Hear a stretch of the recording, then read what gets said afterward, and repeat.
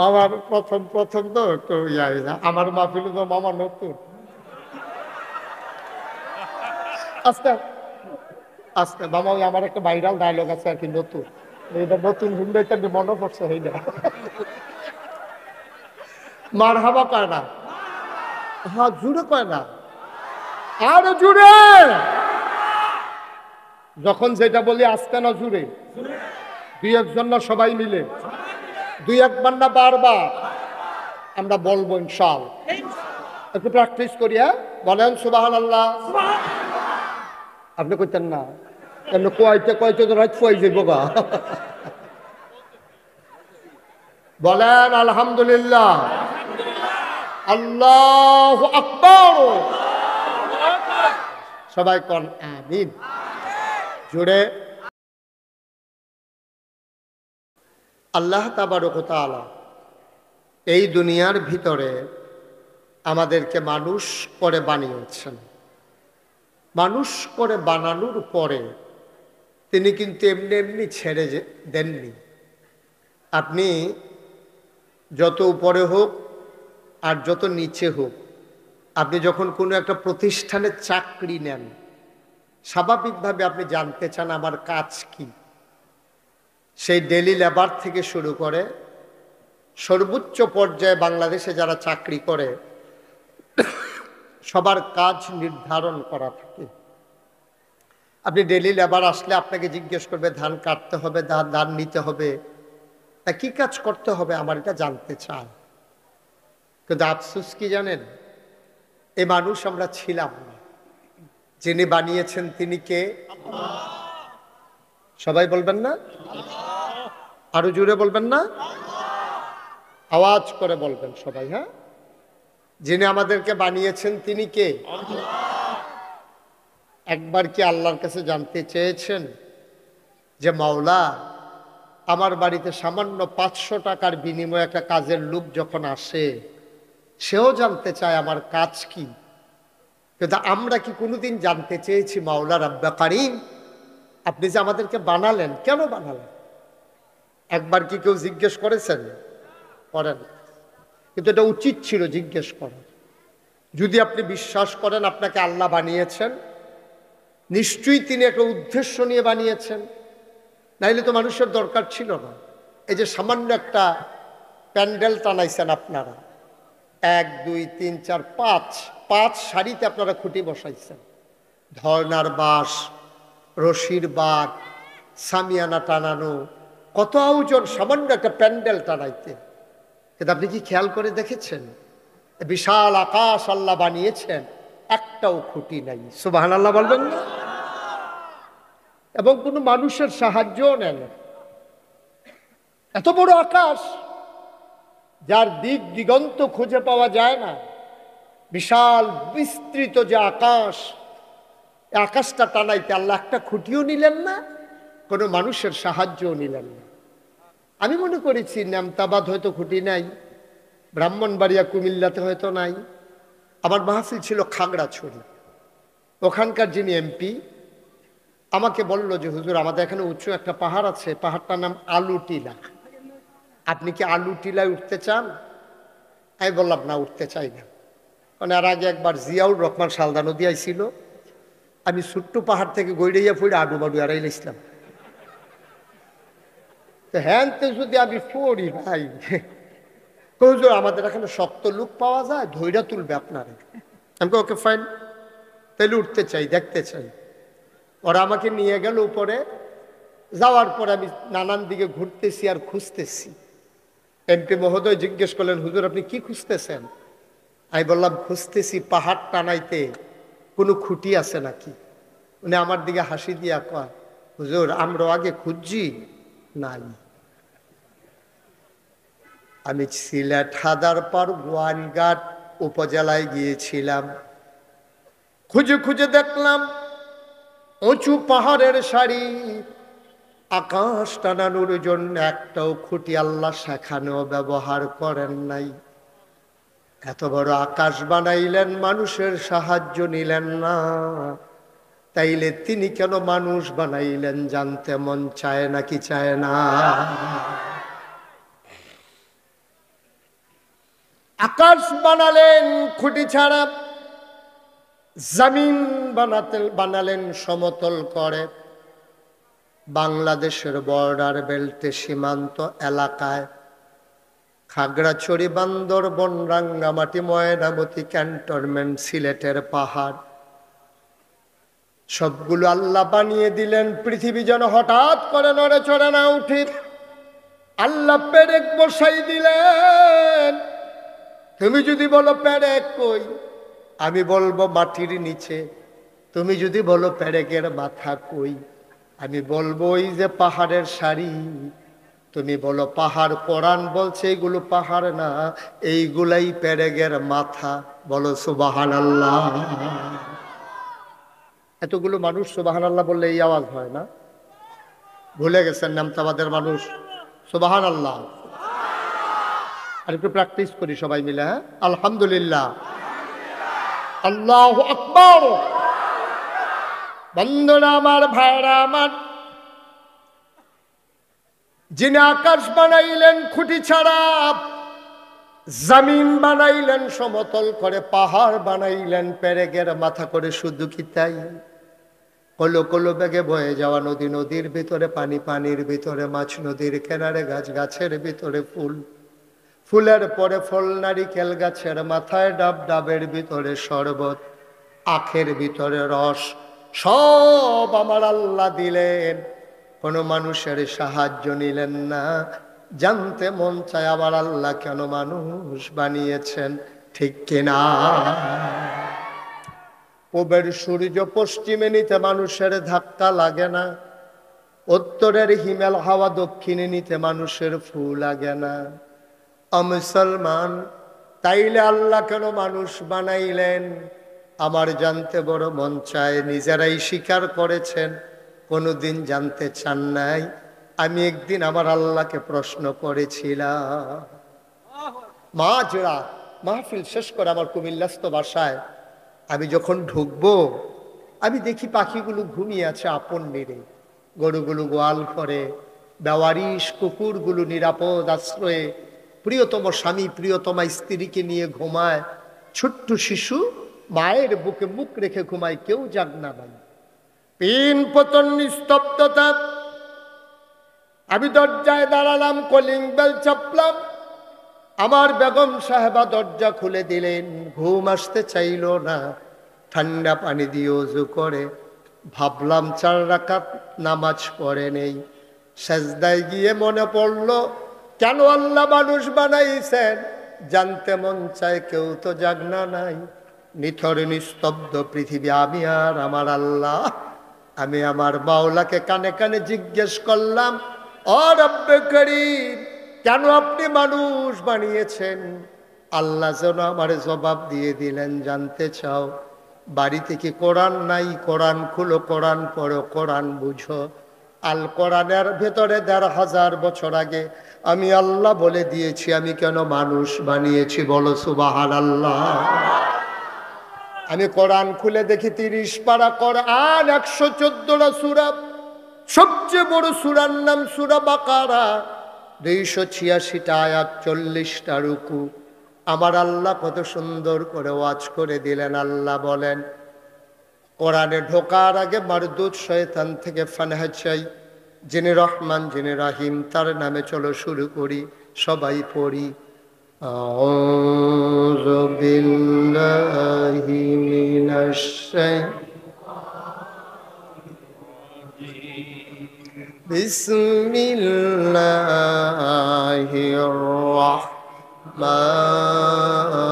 রাহমানির রাহিম। ইয়া আইয়ুহান নাসু উবুদু রাব্বাকুম আল্লাযী খালাকাকুম ওয়াল্লাযীনা মিন ক্বাবলিকুম লাআল্লাকুম তাত্তাকুন। সুবহানাল্লাহ বলবেন না? কোন জায়গায় সুবহানাল্লাহ বলা লাগে আপনাদের আন্দাজ আছে না? ইনশাআল্লাহ আমার জন্য অপেক্ষা করার দরকার নাই। হ্যাঁ, জায়গা মতো সুবহানাল্লাহ কইয়া লইয়া পড়বে। আওয়াজ কারে বলেন সুবহানাল্লাহ। আল্লাহ ডাক দেয়া কইয়া আইয়ুহান নাস, ও দুনিয়ার মানুষেরা, নামতাবাদ মাদ্রাসার ময়দানে যারা আছো, তোমরা যারা গোপীনাথপুর পার্শ্ববর্তী এলাকা থেকে ছুটে ছুটে এসেছো, শুনো শুনো শুনো, জানতে চাও মানুষ কেন বানিয়েছি? জবাব নিয়ে যাও, ও অবুদু, তোমরা ইবাদত করো। সুবহানাল্লাহ। এটা কি মুশতাক ফয়েজির কথা না আল্লাহর কথা? আল্লাহ কয় ও অবুদু, তোমরা ইবাদত করো। আমি বলি কার ইবাদত করব? কয় রব্বাকুম, যিনি তোমার রব। আমি বলি রবকে? কয় আল্লাযী খালাকাকুম, যিনি তোমাকে সৃষ্টি করেছেন। বলো সুবহানাল্লাহ। যিনি তোমাকে সৃষ্টি করেছেন তিনি তোমার রব, যিনি লালনকারী, যিনি পালনকারী, যিনি জীবনদাতা, যিনি বিধানদাতা, যিনি হায়াত দাতা, যিনি মৌত দাতা, যিনি রিজিক দাতা, যিনি রহমান, যিনি রহিম, যিনি সত্তার, যিনি গফফার, যিনি আইয়ুব, যিনি ওয়াদুদ, যিনি প্রভময়, তিনি তোমার রব। আল্লাযী খালাকাকুম, যিনি তোমাকে সৃষ্টি করেছেন। আমি বলি মাওলা রাব্বে কারিম কথা আছে।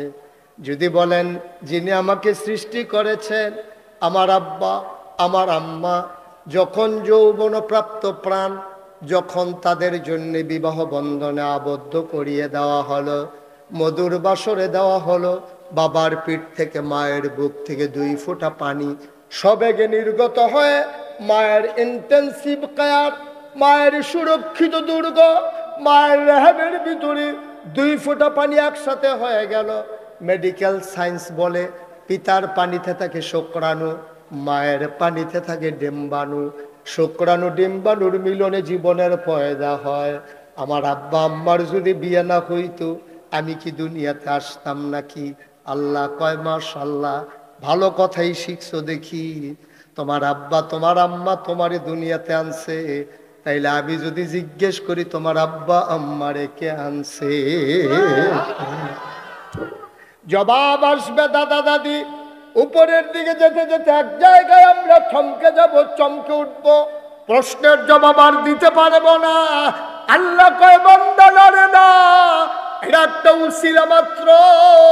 তোর আব্বা তোর আম্মা দুনিয়াতে আনে নাই, তোর আব্বা তোর আম্মাই যদি দুনিয়াতে আনতো তুই পেটের ভিতরেই রেহেমের ভিতরেই মরে থাকতি। বাবা মধুর মিলনে লিপ্ত হয়ে জমিনে কাজ করে, ব্যবসা করে, ওই অফিসে আদালতে সব জায়গায় কাজ করে, বাবার খবর নাই, মায়েরও খবর নাই। না পাক পানি একসাথে হয়ে গেল 1 ফোঁটা রক্ত, ফোঁটা রক্ত হয়ে গেল গোশতের টুকরা, গোশত আস্তে আস্তে প্রলম্বিত হলো, হাত হলো, পা হলো, নাক হলো, মুখ হলো, চোখ হলো। বান্দা খাবে কি পেটের ভিতরে? মায়েরও চিন্তা নাই, বাবারও চিন্তা নাই, ঠিক কিনা? বাবা দোকানদারি করে, গৃহস্থী করে, অফিস আদালত করে, মা রান্না করে, কাজ করে, পেটের ভিতরে সন্তান বড় হয়, খাবে কি?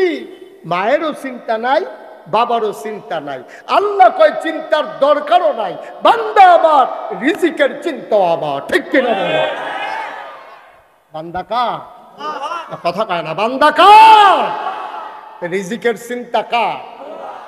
আল্লাহ কয় আমি মা বাবার উপরে চিন্তা দেই নাই।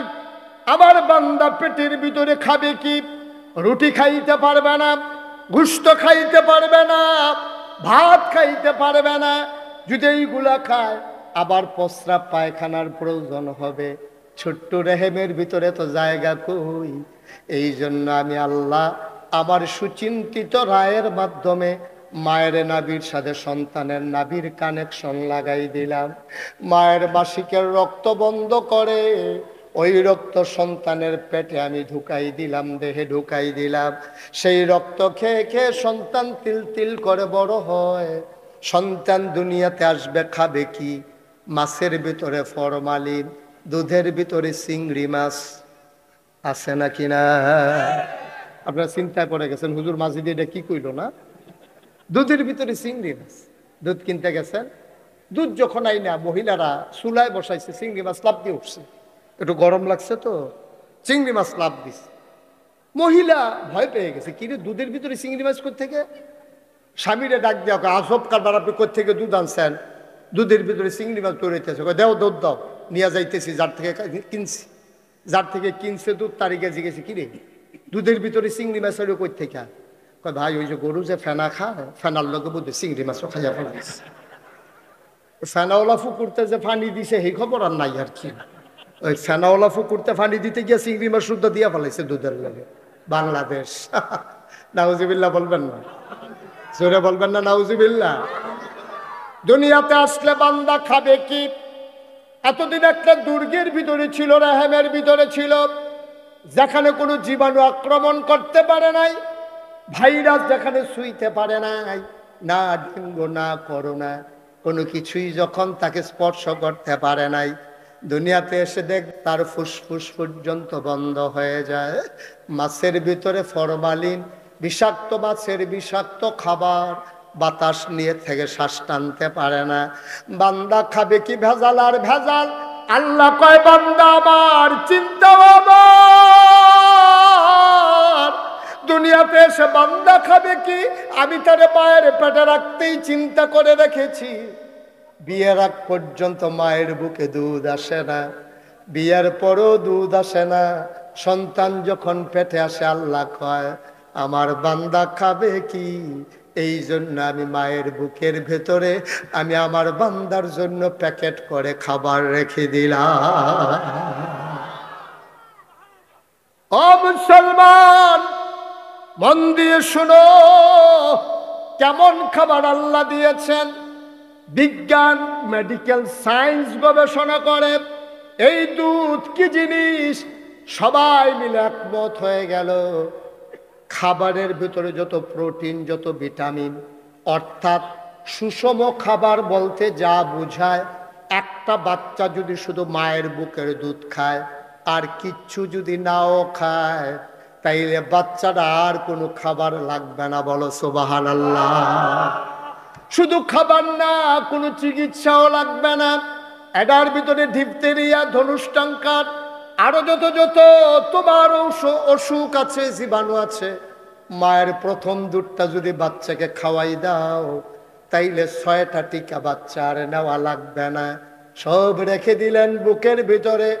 অমুসলমান, মেডিকেল সায়েন্স আরো গবেষণা করে নাল ভরে দুধ আসে, যদি দুধটা আসে বাচ্চার যদি নাকে মুখে উঠে যায়, এই জন্য আল্লাহ দুধের বোটার ভিতরে 32টা ছিদ্র করে রেখে দিয়েছেন।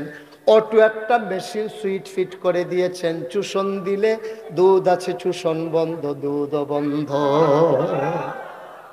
আপনি হাত কেটে ফেলছেন, ব্যান্ডেজ করে আপনার রক্ত থামানো যায় না, অথচ বাচ্চা দুধ খায়, দুধ আসে, চুষণ দেয় না আর দুধ আসে না। সুবহানাল্লাহ বলবেন না? কি অটো, কি বিজ্ঞান, কি মেডিকেল সায়েন্স তিনি সেখানে ব্যবহার করেছেন। সুবহানাল্লাহ বলবেন না? দেখা গেল দুধ না মিষ্টি, না তেতু, না পানসা, আর দুধটা বেশি গরমও না বেশি ঠান্ডাও না, এমন গরমও দেয় নাই পুড়ে যাবে, এমন ঠান্ডাও দেয় নাই বাচ্চার নিউমোনিয়া হয়ে যাবে। এমন সুষম খাবার রেখে দিলেন আল্লাহ। এই জন্য আল্লাহ কয় উবুদু, তোমরা ইবাদত করো, রাব্বাকুম, তোমার রবের, আল্লাযী খলাকাকুম, যিনি তোমাকে সৃষ্টি করেছেন, তোমার আব্বা আম্মা না, ওয়াল্লাযীনা মিন ক্বাবলিকুম, শুধু তোমাকে সৃষ্টি করে নাই, তোমার আব্বা তোমার আম্মা, তোমার যারা পূর্বপুরুষ, তোমার দাদা তোমার দাদি, তোমার নানা তোমার নানি, তোমার 14 গোষ্ঠী, তোমার জাতির পিতা ইব্রাহিম, তোমার আদি পিতা আদম, তোমার নবী মুহাম্মদুর রাসূলুল্লাহ সাল্লাল্লাহু আলাইহি ওয়াসাল্লাম, সবাইকে যিনি বানিয়েছেন উবুদু রাব্বাকুম, ইবাদত করবা শুধুমাত্র কেবলমাত্র একমাত্র ওই আল্লাহর, ঠিক কিনা? তাহলে সম্মিলিত সিদ্ধান্ত আজকে রেজুলেশন আকারে পাশ হয়ে গেল নামতাবাদ মাদ্রাসার জমিনে। সবাই মিলে আমরা একমত হলাম, ইবাদত করব কার? আল্লাহ। আর জুড়ে বলতে হবে না মামা, ওই আপনি যে কর না আর লেগে হারা কয় না। আমি চাইছিলাম আপনারা না কোয়াইয়া হার লাগিয়া, কিন্তু হেরা শুধু আপনার দিকে চাই। তো উনি যদি না কইয়া প্রধান অতিথি হইয়া না কইয়া থাকতে পারলে আমরা দোষটা দিতে কইয়া না আমার কইয়া কইব কইব কত হইছে মারহাবা মামার প্রথম প্রথম তো একটু আমার মাহফিল তো মামা নতুন আস্তে আস্তে মামা ওই আমার একটা ভাইরাল ডায়লগ আছে আর কি নতুন এইটা নতুন শুনতে মনে পড়ছে এই না মারহাবা কয় না হ্যাঁ জুড়ে কয় না আর জুড়ে যখন যেটা বলি আসতে না জুড়ে দুই একজন না সবাই মিলে দুই একবার না বারবার আমরা বলবো ইনশাআল্লাহ একটু প্র্যাকটিস করি হ্যাঁ বলেন সুবহানাল্লাহ আপনি কইতেন না এমনি কয়তে কয়তে তো রাত ফুয়াই যাইব গা বলেন আলহামদুলিল্লাহ আল্লাহু আকবার সবাই কোন আমিন জুড়ে আর জুড়ে এখন লোকজন প্যান্ডেল অনুযায়ী অনেক বেশি হয়ে গেছে না সরি এক্সট্রিমলি সরি যাদেরকে আমরা বসতে দিতে পারলাম না তবে আপনাদের জন্য আমার একটা প্রেসক্রিপশন আছে আমার একটা ফর্মুলা আছে যেই মাহফিলুল আপনি এটা হাত নামান এটা কি করছেন আপনি দুইটা রাখছেন দিতে নামা মানে কথা শুনে না তুই না নামান নামান একবারে পকেটে পকেটে পকেটে যারা মোবাইল হাতে ধরে রাখছেন এই দয়া করে মোবাইলগুলো পকেটে নেন আপনারা তো আমাকে আমার ইউটিউবে ওয়াচ শুনছেন কে কে দেখে একটু হাত তুলেন তো মাশাআল্লাহ হাত নামান হাত নামান এই সবাই তো ইউটিউবে আমার দেখছেন তো ইউটিউবে যেন দেখা না লাগে এই জন্য তো আমি প্র্যাকটিক্যাল বাস্তবে আসলাম তো এখনো যদি এই ইউটিউবের ভিতরে চাইয়া থাকে তো আমি বাড়ুই শিখিতা মা এখনো কথা শুনে না ফলাফল সব মোবাইল নামাও আর এই লোকটা কি সমস্যা আমি বুঝতেছি না কিছু কানে শুনে না নাকি কি লাইভ লাইভ চলে ও আচ্ছা ঠিক আছে আচ্ছা তো এলে ধরে রাখেন এটা কইবেন হেতার কিটা হেতে কয় লাইভ আমিও মাইডা কি ছাড়া এরকম করতেছে কেন আমি বুঝলাম না কিছু কথা শুনতে হবে না ইউটিউবে হাজার হাজার ওয়াজ আছে ওকে ঠিক আছে ইউটিউবে হাজার হাজার কয়টা আপনি দেখবেন শুনতে শুনতে একদিন ফুট করে মরে যাবেন ওয়াজ বাহির হইছে বিপদ না আর নতুন করে রেকর্ড লাগবে না যেগুলো ঢুকছে এই জিনিস শেষ করে যাইতেন পারেন দেখেন আমিন কর তো যে বলছিলাম যারা দাঁড়াই থাকে তাদের জন্য আমার মাহফিল একটা ফর্মুলা আছে ফর্মুলা হইলো যেহেতু সবাই বসতে পারেন নাই তা আমরা 2 ঘন্টা ওয়াজ করবো তো 1 ঘন্টা পরে মামা একটা হাফ অ্যান আওয়ার দিয়ে দেবেন সব হাফ অ্যান আওয়ার দিলে যারা বইয়া রয়েছে তারা উঠতে যাবো যারা দাঁড়িয়ে রয়েছে তারা ইয়া বইয়া না এত ঠিক না এত ঠিক না দিয়াছে ইসলাম ফেস লাগে কারা বইয়া রয়েছে কারা খেয়ে রয়েছে এটা বুঝতে আমি পারছি না পরে এই ফর্মুলা বাদ আর নতুন আরেকটা ফর্মুলা আবিষ্কার হয়েছে এটা হইলো আপনারা যারা দাঁড়াই রয়েছেন বসতে পারেন নাই আমি যখন মাহফিল শেষ করে চলে যাব আপনারা ঘন্টা দিয়ে বসে যাবেন না একবারে মাহরুম করা ঠিক হবে না তো ওকে ফাইন হ্যাঁ যারা পরে আইছে আপনারা যাইয়েন না আর সবাই ঘন্টা 2 বৈশা তারপরে বাড়িতে যাবেন ইনশাআল্লাহ এটা এরপরে আপনাদের চিন্তা আল্লাহ যেন কবুল করে সবাই করে আমিন এই ছেলে এই ছেলে বসো এখন তারে নামাইছেন যখন উঠছে তখন কই আসলে তার দাফনা মাফনা আলগা করে লইবেন টান দিয়া সাবেক চেয়ারম্যান বই রাখছি ইনটেক বিচারের লাগিয়া মারহাবা বলো জুড়ে বলো আরো জুড়ে আচ্ছা আমরা মূল কথায় চলে আসি আবার সবাই কোন আমিন তাহলে আমাদেরকে বানাইছে কে এবার একটা আপনাদের কাছে বিচার দিই আপনাদের এলাকার মানুষ বিচারে ভালো আপনাদেরকে একটা বিচার দেই যেহেতু আপনারা আইনের মন্ত্রী এলাকার মানুষ তো তারা আবার রাষ্ট্রীয়ভাবে বিচার করে আইনমন্ত্রী এলাকার মানুষ হ্যাঁ বিচার নিয়ে আবার গোত্তা খাইয়া লাগে এটা হইলে সমস্যা মিশাল মিশাল লইয়া নি যাই গিয়া, এটা হইলো চিন্তার বিষয় আর কি। হ্যাঁ, মার হাবা কয় না রে, জোরে কয় না মার হাবা। তো বিচারটা হইলো এই, তাইলে আমরা বানাইছে কে? কপাল বানাইছে কে? তাইলে বুঝ মতো বানাইছে যিনি, আবাদত পাও না তিনি। আপনার কি একমত? এই কপালের মালিক কে? তাহলে যিনি কপালের মালিক, সেজদাও তিনি পাবেন, ঠিক কিনা কম? তাহলে মাজারু গিয়া কি সেজদা দেওয়ান যাইব? ফিরার ফাও গিয়া কি সেজদা দেওয়ান যাইব? ফিরার ফাও সুমান যাইব? বুইরাঙ্গুল সুয়ন যাইব? গুসলের পানি খাওয়ান যাইব? তারা দেখাইতে আছে বোতলে বইরা খায় না কি খায় না? কি কারবার পয়সা? কারবার কি? সাজদা দাও মাজারে গিয়া, পীরের পায়ে গিয়া সুমাও সু, গুসলের পানি খাও, নাউজুবিল্লাহ বলবেন না?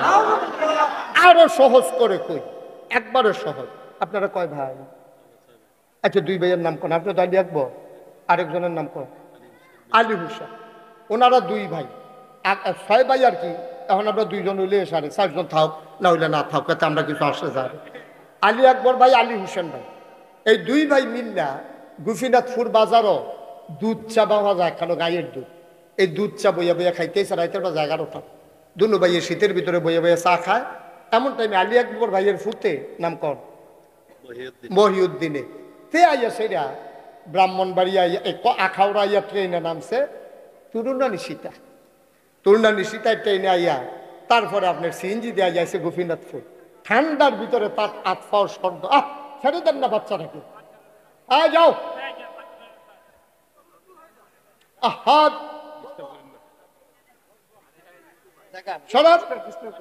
ওকে, ছোট্ট মানুষ বিজয় করে দেয়। ও আজের কি বুঝে? তারে আনছেন গীতা, যা তারা বুঝে হাতারা চাষটলো বইয়া দিছে, তারে ফাটাইছে আমরা ঘরতে, তুই যা। গর্ভিসে একজন ফাটাইছে তারে, তারা যারা বুঝে তারা বইয়া দিছে চাষটলো, আর তারা ঘরতে তারে ফাটাইছে। তাও তো ঘরটা যে খালি গেছে না কেন? হ্যাঁ, কপাল। আমিন কর। আলী আকবর ভাই, আলী হুসেন ভাই, কথা মনে আসেনি? পুতার নাম নাকি তা মহিউদ্দিন। তুলনা নিশিতায় আইয়া নামছে আখাউড়া, সিএনজি দিয়ে আইয়া নামছে গোপীনাথপুর। গোপীনাথপুর বাজার হতে ও জানে এখানে যে দুধ চা পাওয়া যায়। তে গিয়া ঢুকছে চা খাওয়ানোর লেগে, চা স্টল ঢুকে সেটা দেখে দেয় তার আব্বা আলী আকবরও বইয়া রয়েছে, তার চাচা আলী হুসেনও বইয়া রয়েছে। তার আব্বা মুখফত, তার চাচা আলী হুসেন ভিতরে, দোকানটা ভর্তি মানুষ, সবাই মিল্লা চা খাইতে আছে। তে তার আব্বারে দেখেও না দেহার বান কইরা 2 কদম সামনে গিয়া আলী হুসেন ভাইয়ের গিয়া কয়, আসসালামু আলাইকুম, আব্বা কেমন আছেন? কারে কইছে? কথা কয় না। কারে কইছে? ফুৎকা আলী আকবর ভাই। ফলকা আব্বারে কালাইছে কারে? চাচারে, আলী হুসেন ভাইয়ের। আলী আকবর ভাইয়ের ছেলে আলী হুসেন ভাইয়ের আব্বারে খেলাইছে। দোকানটা ভর্তি মানুষ, সবাই জানে এটা যে আলী আকবর ভাইয়ের ফুট। মহিউদ্দিন যে এবার ছেলে, এটা দোকানটা ভর্তি সবাই জানে। সবাই মিল্লা একটা হাসি দিছে, কি আলী আকবর? সবাই মিল্লা যখন হাসি দিছে, উনি লজ্জায় মাথাটা নোয়াইয়া আস্তে করে বাড়ির দিকে রওনা দিছে। আরে তে ছোটবেলায় যখন জন্ম হয়েছে, তে তারিখের আগে দুনিয়াতে আল্লাহ লই আইছে তারে। এই আইসিউর ছোট বাচ্চাদের জন্য একটা আছে, এটা নাকি তা কয় প্রিমেচিউরদের জন্য একটা কাছের একটা এনসিইউ না কি জানি একটা নাম আছে, এটা এনআইসিইউ। কপাল বলো আপনি আসলেন। উনার ছেলে এনআইসিইউতে ছিল। এনআইসিইউ হলো মানে কাছের একটা ঘর, কৃত্রিম, এটা রেহেমের মতো। মায়ের রেহেমটা যেমন, ওটাকে কৃত্রিম ভাবে গ্লাস দিয়া আপনি দেখবেন তো পিটপিট পিটপিট পিটপিট করে লড়তে আছে, দেখি বাচ্চা না মরছে বুঝনের কোনো উপায় নাই।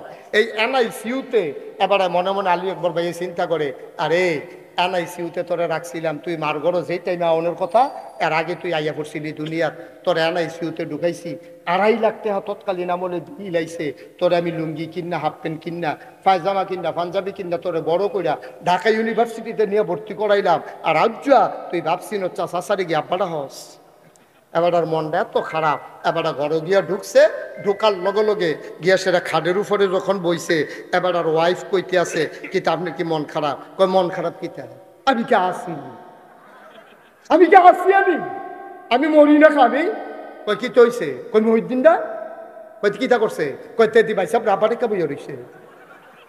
কারে করছি কিতা? কই সবার সামনে না, মাটিটা ফাটে না খা, আমি ডুবি না খা ভিতরে। তে সকলের সামনে আমার ভূতে তে হাতার আব্বারা হে, আমি কি আর আমার কি আর রইছে আমার কিচ্ছু? ভাই সাহেব, আলী আকবর ভাইয়ের ছেলে, ওনার আপন ভাই, ওনারা আব্বাও একজন আম্মাও একজন, বাপ একজন মাও একজন, চাচাতো বাপের জায়গাতে, না হইলে তে আব্বা ডাকলে ডাকছে আর কি।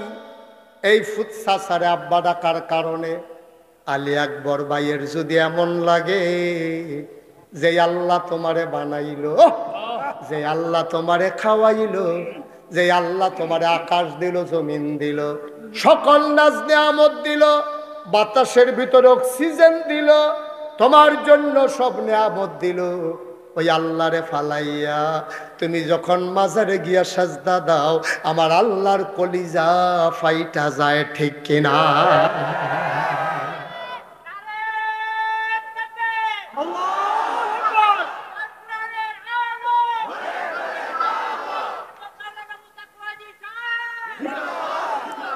বন্ধুরা আমার, ভাইয়েরা আমার, আলী আকবর ভাইয়ের সন্তান আপন ভাই আলী হোসেনকে আব্বা ডাকলে যদি আলী আকবর ভাইয়ের এত কষ্ট লাগে, আমার আল্লাহ এত আদর করে তোমাকে বানাইলো, যেদিন তিনি প্রস্তাব আকাশে, প্রস্তাব আকারে তার সংসদে সংসদ সদস্যদের সামনে কার্যতালিকায় বিষয়টা নিয়ে এসেছিলেন কোটি বছর আগে, তখনও মানুষ বানানো হয় নাই।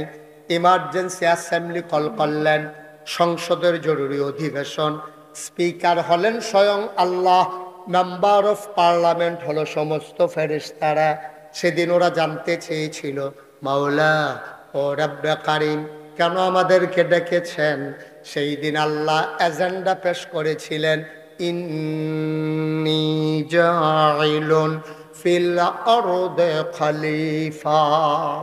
আমি একটা কওম, আমি একটা সম্প্রদায়, আমি একদল মানুষ বানাতে চাই যাদের পরিচয় হলো তারা আমার খলিফা।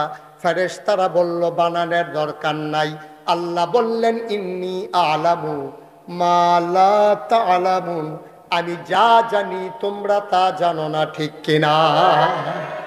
ফেরেশতারা না করলো, তারপর আল্লাহ মানুষ বানাইলেন।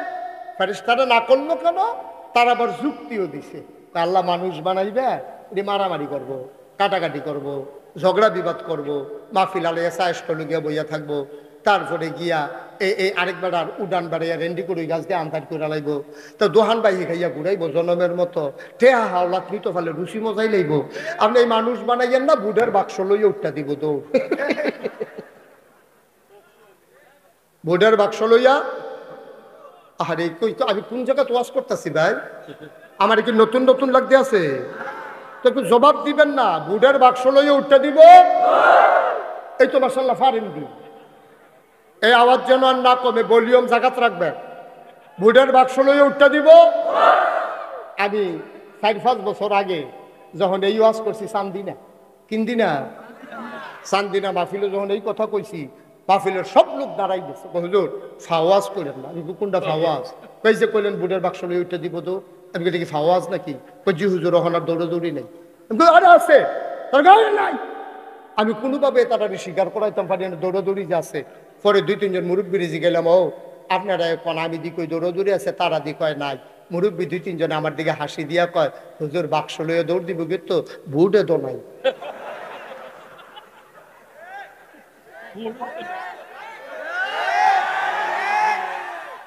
এই একটা সময় বাংলাদেশে গেছে নাকি যায় না?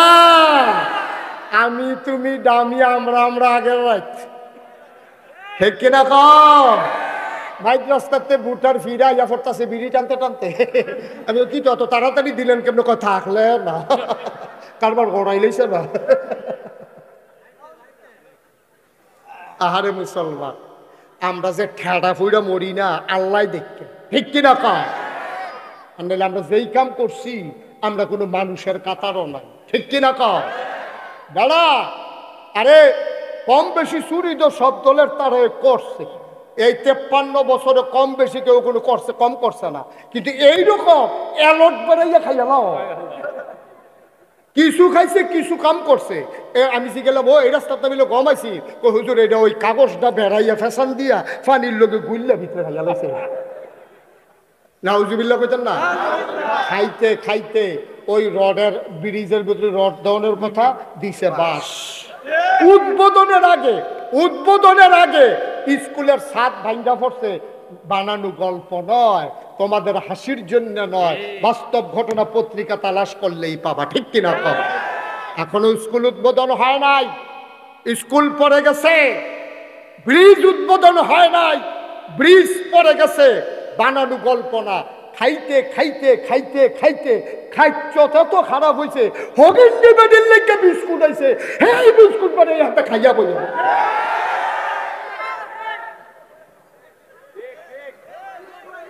বেড়া মানুষ মুসলমান, আর আগে মানুষ হইয়া লচ্ছে বেড়া মুসলমান হইতেছে। কান থাকলে মানুষ হওয়া যায় না, চোখ থাকলে মানুষ হওয়া যায় না। তোমার চাইতে বড় বড় দুইটা চোখ তোমরা গরুড়ির আছে, তোমার কানের আরো বড় বড় দুইটা কান তোমরা গরুর আছে, ঠিক কিনা কও? তোমার সাথে জুড়ে দৌড়াইতে পারে তোমার যে ব্যারেজ গরুরা, ষাঁড় গরুরা, এটার একটা দৌড়ান দিয়া সাইডা দিয়া চাইও। তুমি বাসতে যদি খোঁড়ার দৌড়া রাহ, দেখবা চিত্তইয়া ফুইরা সেরেট কইরা নতুন লুঙ্গিটা না। তোমার চাইতে জুড়ে দৌড়াইতে পারে এমন পশু এই দুনিয়ার ভিতরে আছে নাকি নাই? এমন পশু আছে, এমন পাখি আছে তোমার চাইতে সোটাম দেহের অধিকারী। একটা হাতিরে কাটলে মিনিমাম 10টা মানুষ বানানো যাবে, একটা নীল তিমিরে কাটলে মিনিমাম 50টা হাতি বানানো যাবে, ঠিক কিনা? তোমার চাইতে বড়, তোমার চাইতে শক্তি, তোমার চাইতে ক্ষমতা, তোমার চাইতে হিংস্র, তোমার চাইতে জুড়ে দৌড়াইতে পারে পৃথিবীর ভিতরে অনেক মাখলুকাত আছে। তারপরেও তোমারে মানুষ কয় কানের কারণে না, চোখের কারণে না, মুখের কারণে না, তোমার চালাকির কারণে না, হগিন্ডি বেডির বিস্কুট খাওয়ানোর লেগে না, টিন চুরির লেগে না। বাংলাদেশের ভিতরে আমার রিক্সা শ্রমিক জনতার টাকা দিয়ে তুমি মালয়েশিয়া সেকেন্ড হোম করবা, গিয়ে কানাডাতে সেকেন্ড হোম করবা, এই জন্য তোমাকে মন্ত্রী এমপি বানানো হয় না। তামাশার একটা শেষ আছে, তামাশার একটা শেষ আছে। যা চায় তাই করবা। শত শত ক্যামেরার সামনে, ইলেকট্রনিক্স মিডিয়া, প্রিন্ট মিডিয়ার সামনে সাবেক প্রধানমন্ত্রী গর্বভরে কয় আমার ফি হলো 400 কোটি টাকার মালিক। এটা ওই কথাটা কিরকম হয়েছে বুঝছেন না? আমরা সাংঘাতিক সুর আমার বরফুতে এবারে সকলের সামনে মাইকিং করতেছে, আমরা বরফুতে তো সাংঘাতিক সুর হয়েছে, তো শিউল কামলা তো এমন চুরি করে ধোকাতে পড়ে না। তাহলে নিজের ফুতরে সুর কখন সেই রকম, প্রধানমন্ত্রী যদি গর্ব বলে বলে আমার পিয়ন 400 কোটি টাকার মালিক, ঠিক সেই রকম, ঠিক কিরকম? কিভাবে সম্ভব? কিভাবে সম্ভব? কপাল ভালো ওইখানে কেউ সাহস করে জিজ্ঞেস করতে পারে নাই আপনার পিয়ন যদি 400 কোটি টাকার মালিক হয় তাহলে আপনি কত কোটি টাকার মালিক, ঠিক কিনা? এটা জিজ্ঞেস করার ছিল না সেদিন কেউ। এটাই হচ্ছে ফায়সালা, এটাই হচ্ছে ফায়সালা। যখন তুমি বান্দার মুখ বন্ধ করে দেব তখন আল্লাহ তোমার জন্য যথেষ্ট হয়ে যাবে, ঠিক কিনা বলো? যার সেমনে পারছে এমনি করছে। ঢাকা ইউনিভার্সিটির একটা প্রফেসর, মানে কিরকম মানে নৈরাজ্য চলছে একটা প্রমাণ দেয় আপনার কাছে। ঢাকা ইউনিভার্সিটির প্রফেসর, চারটিখানি কথা না, ঢাকা ইউনিভার্সিটিতে চান্স পাওয়া ছোটা সাংঘাতিক বিষয়। হ্যাঁ, প্রাচ্যের অক্সফোর্ড, এটা কি যেমন তেমন কথা? পুরা নেমতাবাদ গ্রামও ঢাকা ইউনিভার্সিটি কয়জনে পড়ে, পুরা কসবা উপজেলা ঢাকা ইউনিভার্সিটিতে কয়জন ছাত্র পড়ে। সেই ইউনিভার্সিটির প্রফেসর তে মাটি কাটে না, তে অটো চালায় না, তে সিএনজি ড্রাইভার না, হাতে বুঝাও করলে লেখাপড়া করে ঢাকা ইউনিভার্সিটির প্রফেসর হিসেবে লাভ হইব কি? লাভ হইব কি? তারা জ্ঞানের পাহাড়, কিন্তু সে আল্লাহ চিনে নাই, ঠিক কিনা কর? এই লোকটা কি কইছে জানে? কয় যে যারা, খুব খেয়াল করেন সিহন কথা, কয় যারা পর্দা করে, বুরকা পরে, মেকআপ লাগায়, হেজাব পরে, ওই সব মেয়েরা ঢাকা ইউনিভার্সিটিতে পড়ার দরকার নাই। আপনারা কি একমত? কথা কোন একমত? কেউ আমরা একমত না। কারণ সে প্রফেসর বেটা, সে ঢাকা ইউনিভার্সিটির ইতিহাস জানে না। ঢাকা ইউনিভার্সিটির জমিনদাতা মুসলমান, ঢাকা ইউনিভার্সিটি তৈরি করেছে মুসলমান। আজও যারা ঢাকা ইউনিভার্সিটির সেই ভিসি প্রভিসি থেকে শুরু করে, প্রতিটি ডিপার্টমেন্টের ডিন থেকে শুরু করে একেবারে নিম্ন কর্মচারী পর্যন্ত, নিম্ন শ্রেণীর সবার বেতন হয় আপনার আমার টাকায়, ঠিক কিনা বলো? আমার ওই রিক্সাওয়ালা যখন একটা বন খায়, সেখানে 15% ট্যাক্স ভ্যাট এটা সরকারের ঘরে জমা হয়। আপনি 1 কেজি আটা কিনলে একটা ভ্যাট জমা হয় সরকারের ঘরে। আপনি পেঁয়াজ কিনলে একটা টাকা জমা হয় সরকারের ঘরে। আপনি মোবাইলে প্রিপেড মিটারে বিল ঢুকালে একটা টাকা চলে যায় সরকারের ঘরে। আপনি ব্যাংকে টাকা রাখলে আপনাকে এটার জন্য যে আপনার ম্যানেজ করা হয়, এটার একটা ট্যাক্স কেটে রাখা হয়। তাইলে এই টাকাগুলা দিয়া ঢাকা ইউনিভার্সিটির প্রফেসর, কর্মচারী, কর্মকর্তার বেতন হয় মুসলমানের টাকায় প্রতিষ্ঠিত, মুসলমানের জমির উপর প্রতিষ্ঠিত, মুসলমানের টাকায় বেতন হয়। যেই দেশে 92% জন লোক মুসলমান, যেই দেশ মসজিদের দেশ, যেখানে আশার নামাজ পড়ে দুরূদ পড়তে পড়তে মানুষ ঘুমোতে যায়, যেখানে ফজরের আজান শুনলে মানুষের আবার ঘুম ভাঙ্গে, সেই দেশে, যেই দেশে হক্কানি পীর মাশায়েখ আলেম ওলামা নেংটির বদলে লুঙ্গি পরা শিখিয়েছে, হরেরামের জায়গায় কলমা পড়তে শিখিয়েছে, ফির জায়গায় মোহাম্মদ লিখতে শিখিয়েছে, টিকির বদলে টুপি পড়তে শিখিয়েছে, সেই দেশে তুমি ঢাকা ইউনিভার্সিটিতে শীততাপ নিয়ন্ত্রিত কক্ষে বসে পুলিশ পাহারায় তুমি বলো যারা পর্দা করে ঢাকা ইউনিভার্সিটিতে পড়ার দরকার নাই। আমি বলে দিয়েছি, রাজধানীতে শীততাপ নিয়ন্ত্রিত কক্ষে বসে পুলিশ পাহারায় ইসলামের বিরোধিতা করা সহজ। পাল্লা জামতাবাদের জমিনে এসে বলো পিঠের চামড়া নিয়ে ঢাকা যাওয়া যাবে, ঠিক কিনা বলো? তামাশা পাইছো? তোমরা বাহের বাড়ি, আপনার মামুর বাড়ি না? তোমরা আব্বার বাড়ি, আপনার মামুর বাড়ি। তুমি জানো মুসলমানের শিকড়ে 7 জমিনের নিচে, মুসলমানের ডালপালাগুলো গেছে 7 আসমানের উপরে। কচুরি পানা না যে গরু দিয়া খাওয়াই ফেলবা, বঙ্গোপসাগরের ফেনা না যে বাতাসের সাথে মিশে যাবে, ইচ্ছা করলেই বাংলার মুসলমানকে দমিয়ে রাখা যাবে না, ঠিক কিনা? হিসাব নেবার পালা, এখন জবাব নেওয়ার পালা। জবাব আসবে, জবাবের বদলে আঘাতের বদলে আঘাত আসবে। যেদিন গেছে একেবারেই গেছে, সেদিন আর ফিরিয়ে আনার চিন্তাও করবা না। এখন বাংলার মানুষ তার অধিকার বুঝে নেওয়ার সেই অভিজ্ঞতা হয়েছে, ঠিক কিনা বলো? যারা রক্ত দিতে জানে তাদেরকে মৃত্যুর ভয় দেখাইয়া লাভ নাই, তারা মৃত্যুকে আলিঙ্গন করেছে। এই জন্য পুলিশ অফিসার বলছে, স্যার একটারে গুলি করলে একটাই পড়ে, আবার আরেকটা চলে আসে, কিন্তু দৌড় দেয় না। এরা মুসলমান বাঙালি জাতি, ঠিক কিনা বলো? তামাশা না? তামাশা। মনে হয় যেন মামুর বাড়ি আর কি, মনটা যা ধরে তাই করবে। দাদা মামুর বাড়ি তো আরেক গাছ আম চুরি করতে নিলে তার 2 করে হাতা দিয়ে লায়। একটু চিন্তা করে শৈল, আল্লাহ বড় আদর করে বানাইছে, এই জন্য না। কষ্ট হইতেছে বোধ আপনাদের না? ছেড়ে দেওয়া দরকার। আর সামান্য একটু শেষ করে দিচ্ছি ইনশাআল্লাহ। সবাই কনা আমিন। আহা, আপনাদের কি কষ্ট হইতেছে? কি কাফাকাফি শুরু হয়ে গেছে নাকি? কাফার কি দেখছে? অহনদ পরীক্ষায় শুরু হয়েছে না, কাফা শুরু করে দিচ্ছে। পরীক্ষার ভিতরে ঢুকতে আসি, হলের ভিতরে রেডিয়ন রেডি, পুরাপুরি রেডিয়ন। কত একটা মনে পড়ছে, এটা কি কইলে তা ওই লাই আর আইনা বলে স্যার আবার লাগাই দিয়েছে গে আমার লাগা কইলে তামরে ওই একটা যে পরীক্ষার হলো গেছে গিয়া সেটা বইয়া বইয়া কাঁদতে আছে।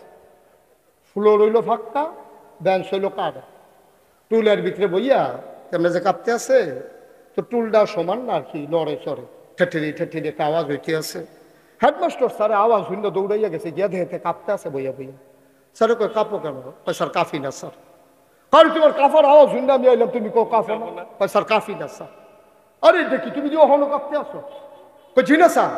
তা কাফা থামানের লেগে সামনের বেঞ্চ হাত দিয়া ধইরা বইছে, তখন বইন্ডাটাও কাছে, দুরুইন্ডাটাও কাছে। স্যার কি তো তুমি কি শুরু করছো? তুমি তুমি এমন কাঁপতেছো কেন? স্যার কাফি না। কয় কি কয় কাফে না? স্যার কাফার কি দেখছেন? কাফার আপনি দেখছেন কি? কোন সময় দেখবো? খাই প্রশ্নটা হাত দিয়েছেন না, কাফা কারে কয় টের চাইবে। হাফা শুরু করেন না, প্রশ্ন আইতে আছে, সবাই কোন মার হাবা। মুসলমান এই এই ডোরা কাটা গেঞ্জি বস, উঠে সাফা দিয়া বইয়া থাহ, মার হাবা কর। হাতে মনে করছে ফেল করো নতে হলেতে বাড়ি যেতে যেতে ভালো ফেল করতে না কইয়া দেন বউ মার হাবা কর, জোরে কর। আল্লাহ তাবারক ওয়া তাআলা এত কষ্টের মানুষগুলো কেমনে এমনে ছেড়ে দেন নাই। কোন পথে গেলে জান্নাত, কোন পথে গেলে জাহান্নাম, কোন পথে গেলে লাভ আর কোন পথে গেলে লোকসান, কোন পথে ভালো কোন পথে মন্দ, কোন পথে কল্যাণ কোন পথে অকল্যাণ, কোন পথে শিরক বেদাত, কোন পথে তাওহীদ রিসালাত, কোন পথে কুফর আর কোন পথে ইসলাম জানানোর জন্যে আমার আল্লাহ যুগে যুগে মানুষদের মাঝ থেকে যাচাই করে বাছাই করে, করুণা করে, দয়া করে, মায়া করে। একদল উত্তম চরিত্রের মানুষ যাদের গুনাহ নাই, গুনাহ হওয়ার সম্ভাবনাও নাই, এমন একদল মানুষকে আমার আল্লাহ আমাদের জন্য নবী এবং রাসূল করে পাঠাইছে, ঠিক কিনা? 1,24,000 বলো আর 2,24,000 বলো, সব নবীদেরকে আল্লাহকে একটা স্পেশাল কোয়ালিটি, অনন্য বৈশিষ্ট্য, শরীয়তের ভাষায় যাকে বলে মুআজিজা আল্লাহ দান করেছেন। এমন কোন নবী নাই আলাদা একটা নিয়ামত দেয় নাই। আদামু সফিউল্লাহ, আবুল বাশার নূহ, আদমে সানি, ইব্রাহিম খলিলুল্লাহ, ইসমাইল জাবিউল্লাহ, মূসা কালিমুল্লাহ, ঈসা রুহুল্লাহ, সব নবীর সব দিল। দাউদ নবীর দিল সুন্দর কণ্ঠ, সুলাইমান নবীর দিল রাজত্ব। প্রশ্ন জাগে আমার নবীর আল্লাহ কি দিল? সাহাবিন তাবিন তাবে তাবিন উম্মাহাতুল মুমিনিন, আইম্মায়ে মুজতাহিদিন, আইম্মায়ে শরীয়ত, সালফে সালিহিন, উলামায়ে মুতাকাদ্দিমিন মুতাআখিরিন, সবাই মিলে কয় 1,24,000 বলো আর 2,24,000 বলো, সকল নবী এবং রাসূল মিলে যা আমার নবীজি একা ইতা।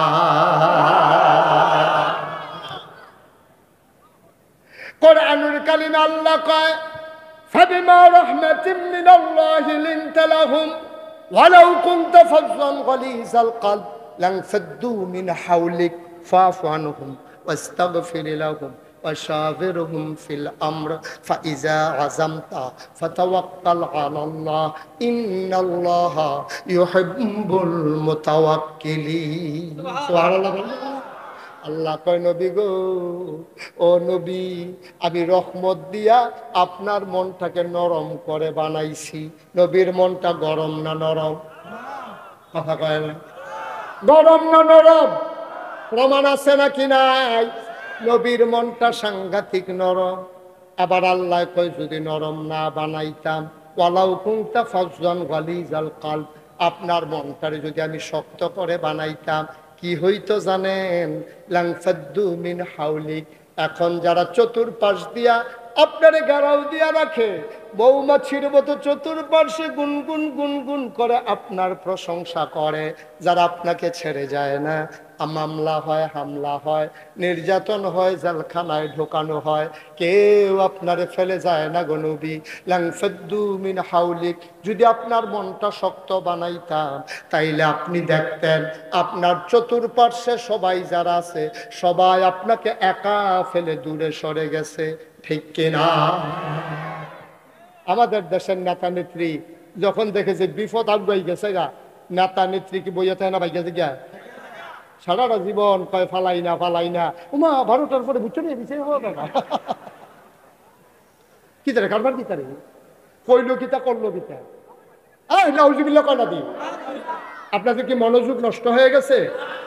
আমার আমি তো দেখতে পাচ্ছি আপনারা বেশি বেশি লড়াছড়া, একেবারে মৌমাছির মতো, খরগোশের মতো কান খাড়া করে, মাছের মতো নিষ্পলক নয়নে কথাগুলো গুগ্রাসে গিলতে হবে, একটা কথাও যেন হারিয়ে না যায়। সবাই পড়ে না আমিন, জুড়ে আরো জুড়ে। নবীর মনটা কি গরম না নরম? নবীর চতুর্পাশে মানুষ আছে নাকি নাই? বিপদ দেখলে দৌড় দিয়া লায় না নবীর লোকে থাহে, প্রমাণ আছে নাকি না? হ্যাঁ, সুন্দর কথা বলছে। বিপদ দেখলে তারা পালায় না, বরং নবীর জন্য জীবন দেয়। ঠিক কিনা কয়? কারণ নবীও জীবন দেয়। নবী যদি আপনার লেগে জীবন দেয়, তা আপনি জীবন না দিয়ে যাবেন কো? আপনিও তো জীবন দিতে বাধ্য। গিভ এন্ড টেক, দেওয়া নেওয়া, চাওয়া পাওয়া, লেনদেন, আদান প্রদান আপনি আমার জন্য করবেন, আমি আপনার জন্য করবো। এটা ন্যাচারাল, ফিতরাতগত, এটাই স্বাভাবিক। ঠিক কিনা কয়? আপনি কিচ্ছু না পারেন, আপনারে আমি টাকা দিছি, আপনি তো অন্তত আমারে দেখলে এটা মনেও করবেন যে ভাই আমার বিপদের দিন আপনি যদি টেহারা না দিতেন, আমি এই বউ বাচ্চা লুয়ে না খাওয়াইয়া মরণের অবস্থা আছি, আপনি যদি দিচ্ছেন আসসালামু আলাইকুম। এর দূর পর্যন্ত তো আমরা পারি নাকি পারি না? নবীজি ওই সাহাবাদের জন্য জীবন দিতে চায়, তো সাহাবারও যদি জীবন দিতে চায়, প্রমাণ কি? নবীজি একদিন খালি আবু বকর, খুব খেয়াল করে, আবু বকর সিদ্দিক একদিন ডাক দিয়া, আবু বকর একটু সাবধানে থাকতো আর রেডি থাকতো, যে কোনো দিন ডাক আইব আমরা বোধহয় চলে যাওয়া লাগবে। সব ভালো লাগতেন না? এটা স্বাভাবিক কথা বলছে, প্রস্তুত থাকো, তৈরি থাকো, যে কোনো দিন ডাক আসলে আমরা চলে যাব। এই কথা শোনার পরে আবু বকর সিদ্দিক বুঝছে নবীজি মক্কায় আর থাকবেন না, নিশ্চয়ই পার্শ্ববর্তী কোনো জায়গায় চলে যাবেন। তিনি সাথে সাথে বাজারে গেলেন। খুব খেয়াল করেন, চিকন কথা। সাথে সাথে নবীজি কিন্তু কিচ্ছু বলে, শুধু বলছে তৈরি থাকো, আর কিচ্ছু বলে নাই। সাহাবা গেছে বাজারে, আবু বকর সিদ্দিক বাজারে গিয়ে দুইটা ওট কিনছে। উট কিন্না এক ইহুদির বাড়িতে দিছে, যেন মুসলমানরা, কাফেররা যেন সন্দেহ করতে না পারে। উঠতে বলছে, ইহুদিকে বলছে মাসিক হারে টাকা পাবা, উটগুলো লালন পালন করো, হৃষ্টপুষ্ট করো। ওটগুলা ইহুদি ফালতে আছে, কই কি করবে? কই কি করাম, তোমার দরকার নাই, যখন সামু দিয়ে দিবা আর যত টাকা পাওনা ও হিসাব করে নিয়ে নিবা। কথা ফাইনাল। উট পালতেছে এই, আর গেছে বাড়িতে। বাড়িতে গিয়া বিবিরে বলছে তুমি ঘুমাই যাও, আমি দাঁড়াই থাকি। কই কই দাঁড়াই থাকবেন? কই দরজা। কই ঘুমাবেন না? কই দাঁড়ায় দাঁড়ায় ঘুমাবো। সুবহানাল্লাহ বলবেন না? আরে জুড়ে কেন সুবহানাল্লাহ? আল্লাহর নবী শুধু বলেছেন, ইশারা করেছেন, ধর তুমি তৈরি থাকো। আবার আবু বকর সিদ্দিক রাদিয়াল্লাহু তাআলা আনহু তিনি দরজার ভিতরে দাঁড়িয়ে আছেন, তার বিবি ঘুমায়। বিবি ডাক দেয়া কয়, স্বামী আমার। আহা, এটা কি করতেছেন আপনারা? এই এটা কি করলেন আপনি? বসেন। এই কি ওয়াজ কি উঠে পড়তেছে? একটা লুকো নড়বেন না। কয় ঘন্টা ওয়াজ হয়েছে? কি হয়েছে? সমস্যা কি?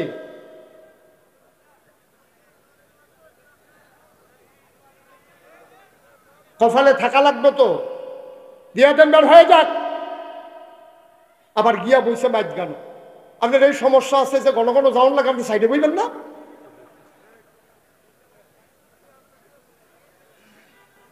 চুপ করে বসে আমিন কর, জুড়ে কর, আরো জুড়ে। এখন আবু বকর সিদ্দিক বিছনায় না দরজা? বিছানায় না দরজা? দরজা হেরান দেয়া ঘুমা। স্ত্রী রাখ দেবে, স্বামী আমার আপনি তো অসুস্থ হয়ে যাবেন, এভাবে ঘুমানো যায়? আপনি একবার ডাইনে কাইতেন, একবার বামে কাইতেন। এবার এই লোকটারে বসন্ত, ছেলেটারে বসন্ত। বেয়াদবি শুরু হয়ে গেছে মাহফিলের ভিতরে। একটা ঢুকে লড়বেন না। ভাল না লাগে বলবেন যে বাইক ছেড়ে দেবো, সমস্যা কি আমার? আমার কি আজকে একদিন ওয়াজ নাকি? 27 সাল পর্যন্ত একাধারে ওয়াজ দেওয়া আছে। আপনি ইচ্ছে করলেই কি আবার আসবো নাকি 2 দিন পরে? মন চাইলে বসবেন, মন চাইলে উঠবেন, এটা কি মনে ইচ্ছা মতো? চুপ করে বসে থাকেন। আখেরি মোনাজাতের রাগ পর্যন্ত একজনও লড়বেন না। প্রস্রাব ধরলেও 2-2.5 ঘন্টা রাখা যায়। এখন সাথে সাথে করে ফেলা লাগবে, বিষয়টা এমন না। আপনি যখন গেট লক বাসে উঠে তারা মাথা ফিটা দিয়ে ফাটাই লেতেন, ভাই বাস খেলে চাকরি থাকতো তো, সেই ফেসাব লয়ে তো আপনি আইয়া পড়ছেন হাতে। ঠিক কিনা কম? একটু ধৈর্য ধরে শুনেন। প্রতিদিন ওয়াজ হয় না।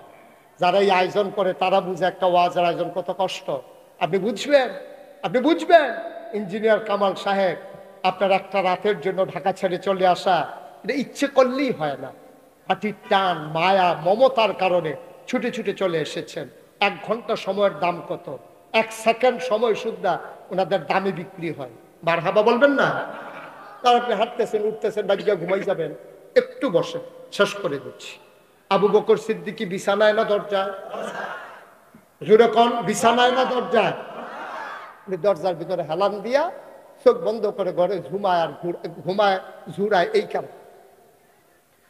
বিবি ডাক দেওয়া কয়, স্বামী আমার, আপনি তো অসুস্থ হয়ে যাবেন, এইভাবে কি ঘুমানো যায় নাকি?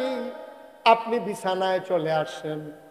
আবু বকর সিদ্দিক ডাক দেয়া কয়, বিবি গো, ও বিবি, নবী বলেছেন তৈরি থাকার জন্যে, আমি যদি বিছানায় শুয়ে ঘুমাই গাঢ় ঘুম হয়ে যাবে, নবী বারবার ডাকা লাগবে, শত্রুপক্ষ টের পেয়ে যেতে পারে, এজন্য আমি দরজায় দাঁড়িয়ে আছি, ডাক দেওয়ার আগে যেন আমি লাব্বাইক বলে হাজিরা দিতে পারি। নবী গো, আও বিবি আমার, তুমি আমার কষ্টের কথা চিন্তা করো না। আপনি এত কষ্ট কেমনে করবেন? কই আবু বকর সিদ্দিক না, এইরকম 100 আবু বকর যদি না ঘুমাইয়া রাত কাটায় তাতে কিচ্ছু ক্ষতি হবে না, কিন্তু আমার নবী যদি একবারের বেশি 2 বার ডাক দেওয়া লাগে, আমি আবু বকরের কলিজায় মানবে না, ঠিক কিনা? ও মুসলমান, মন দিয়ে শুনো রে ভাই। আবার আবু বকর সিদ্দিক ঘুমায় জোড়ায়, দিন যায় রাত যায়। হঠাৎ করে একদিন ঠিক ঠিক ঘোষণা আসলো, দারুন না দোয়ায় মিটিং হয়ে গেল।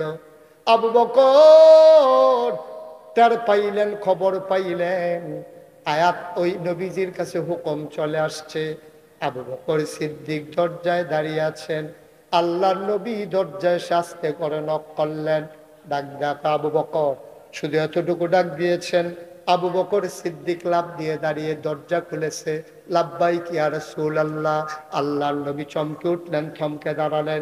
আবু বকর তুমি কি ঘুমাও নাই? কয় হ্যাঁ ঘুমিয়েছি। কয় আড্ডাকে টার পাইলা কেমনে? কয় দরজায় দাঁড়ানো ছিলাম। কয় কেন বিছানায় যাও নাই? আমি আবু বকর কষ্ট সইতে পারবো, কিন্তু একবারের বেশি আপনার 2 বারের ডাক আমার কলিজাটা ফেটে যাবে, বলেন সুবহানাল্লাহ। আল্লাহর নবী নিয়ে রওনা করলেন। কত বড় দার্শনিক, কত বড় চিন্তাবিদ, কত বড় সমরবিদ আমার নবীজি। যাওয়ার কথা মদিনার দিকে, তিনি হাঁটা শুরু করলেন উল্টা দিকে। উল্টা দিকে হাঁটতে হাঁটতে ফজরের ওয়াক্ত যখন হয়ে গেল, পূর্ব আকাশে সূর্য হাসে, ফকফক আলু যখন ছড়িয়ে পড়ছে, এবার আবু বকর সিদ্দিক ডাক দেয়া কয়, নবী গো, আবার বোধহয় আমরা ধরা পড়ে যাব। এখন তো সকাল হয়ে গেল, আমরা তো বেশি দূর যেতে পারি নাই, কাফেরারা নিশ্চয়ই তালাশ করবে, আমরা বোধহয় ধরা পড়ে গেলাম। আল্লাহর নবী ডাক দেয়া কয়, আবু বকর, ও আবু বকর, কোনো একটা গুহা তালাশ করো, আমরা লুকাই যাই। তিনি গিয়ে খুঁজলেন, খুঁজে খুঁজে পেয়ে গেলেন সাউর গুহা। নবীজি ঢুকতে চাইলেন, আবু বকর কয়, গুস্তাখি মাফ কর দিজিয়ে, বেয়াদবি মাফ করবেন, আপনি গুহায় ঢুকবেন না, আপনি গুহায় ঢুকবেন না, বেয়াদবি মাফ করবেন, আপনি গুহায় ঢুকার দরকার নাই, আমাকে গুহায় ঢুকতে দেন। আল্লাহর নবী ডাক ডাক, আবু বকর তুমি কেন আগে গুহায় ঢুকতে চাও? আবু বকর ডাক দেয়া কয়, নবী গো, গুহার ভিতরে সাপ থাকতে পারে, বিচ্ছু থাকতে পারে, আপনি যদি ডাকে ঢুকেন আপনাকে কামড়ে দিতে পারে, সবল মারতে পারে। আল্লাহ নবী ডাক ডাক, আবু বকর তোমারে বুঝি কামড়াবে না? তুমি বুঝি কামড় খেলে মরে যাবা না? আবু বকর চিৎকার করে চোখের পানি ছেড়ে দিয়ে কয়, ইয়া রাসূলুল্লাহ, ইয়া হাবিবাল্লাহ, আমি আবু বকর যদি মরে যাই, আমার মতো 100 আবু বকর যদি মরে যায়, ইসলামের কিচ্ছু হবে না গো নবী। আপনার যদি কিচ্ছু হয়ে যায়, দুনিয়াতে আর ইসলাম থাকবে না, ঠিক কিনা?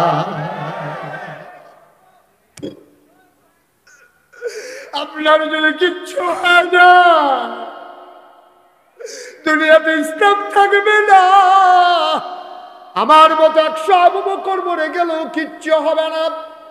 আল্লাহর নবী আবু বকর সিদ্দিক ঢুকলেন, পরীক্ষা নিরীক্ষা করে দরজায় দাঁড়িয়ে ডাকলেন, আহলান সাহলান মারহাবা, মোস্ট ওয়েলকাম, আমার ঘরে আপনাকে স্বাগতম, ভেতরে চলে আসেন গুহার ভিতরে। আল্লাহর নবী ভিতরে ঢুকে আবু বকরকে কয়, আবু বকর, ক্লান্ত পরিশ্রান্ত শরীর, চোখে ঘুম জমে গেছে, শরীর দুর্বল লাগতেছে, আমার একটু ঘুমাইতে মন চায়। আবু বকর সিদ্দিক কয়, আমি আসন পেতে বসি, আপনি কুলের ভিতরে মাথা রেখে শুয়ে পড়ে। সুবহানাল্লাহ। আবু বকর সিদ্দিক তিনি আসন পেতে বসলেন, আল্লাহ নবী কুলের ভিতরে মাথা রাখলেন, ঘুমিয়ে পড়লেন নবী আমার, প্রশান্ত চিত্ত ঘুমিয়ে আছেন নবী। আবু বকর বারবার নবীর চেহারার দিকে তাকায়, এত কাছ থেকে কখনো আর দেখা হয়ে উঠেনি। আল্লাহ আবু বকর সিদ্দিক চিন্তা করে, এটা কেমন মানুষ, কেমন মানুষ আমার কুলের মাঝে ঘুমিয়ে আছে। হঠাৎ করে তিনি চতুর্দিকে তাকাইয়া দেখলেন, পুরানো গুহার ভিতরে গর্তের ওই গর্ত দেখা যায়, প্রতিটা গর্তের ভেতর থেকে সাপের জিহ্বা লক লক করে। তাকাইয়া দেখে পুরাটা গুহার ভিতরে শুধু গর্ত আর গর্ত, আর গর্তের ভেতর থেকে সাপ মাথা বের করে জিহ্বা বের করে দিয়েছে। আবু বকর সিদ্দিক ভয় পেয়ে গেলেন, বিষাক্ত পাহাড়ি সাপ যদি ঢুকে পড়ে সর্বনাশ হয়ে যাবে। তিনি করলেন, মাথার পাগড়িটা খুললেন, টুকরা টুকরা করে ছিঁড়লেন, সবগুলা গর্ত ওই মাথার পাগড়ির টুকরা কাপড় দিয়া বন্ধ করলেন। কাপড়ের টুকরা শেষ, গর্ত বাকি রয়ে গেছে একটা। কয়টা কথা কয়টা? কাপড়ের টুকরা শেষ, একটা মাত্র গর্ত বাকি। আবু বকর সিদ্দিক তিনি চিন্তা করলেন, কাপড় তো নাই, আমি গর্ত বন্ধ করব কি দিয়া? নবীর মাথা মুবারকের নিচ থেকে আস্তে আস্তে একটা পা তিনি আলাদা করলেন, ওই গর্তের মুখটার ভিতরে পাড়া দিয়া চাপা দিয়া রাখলেন।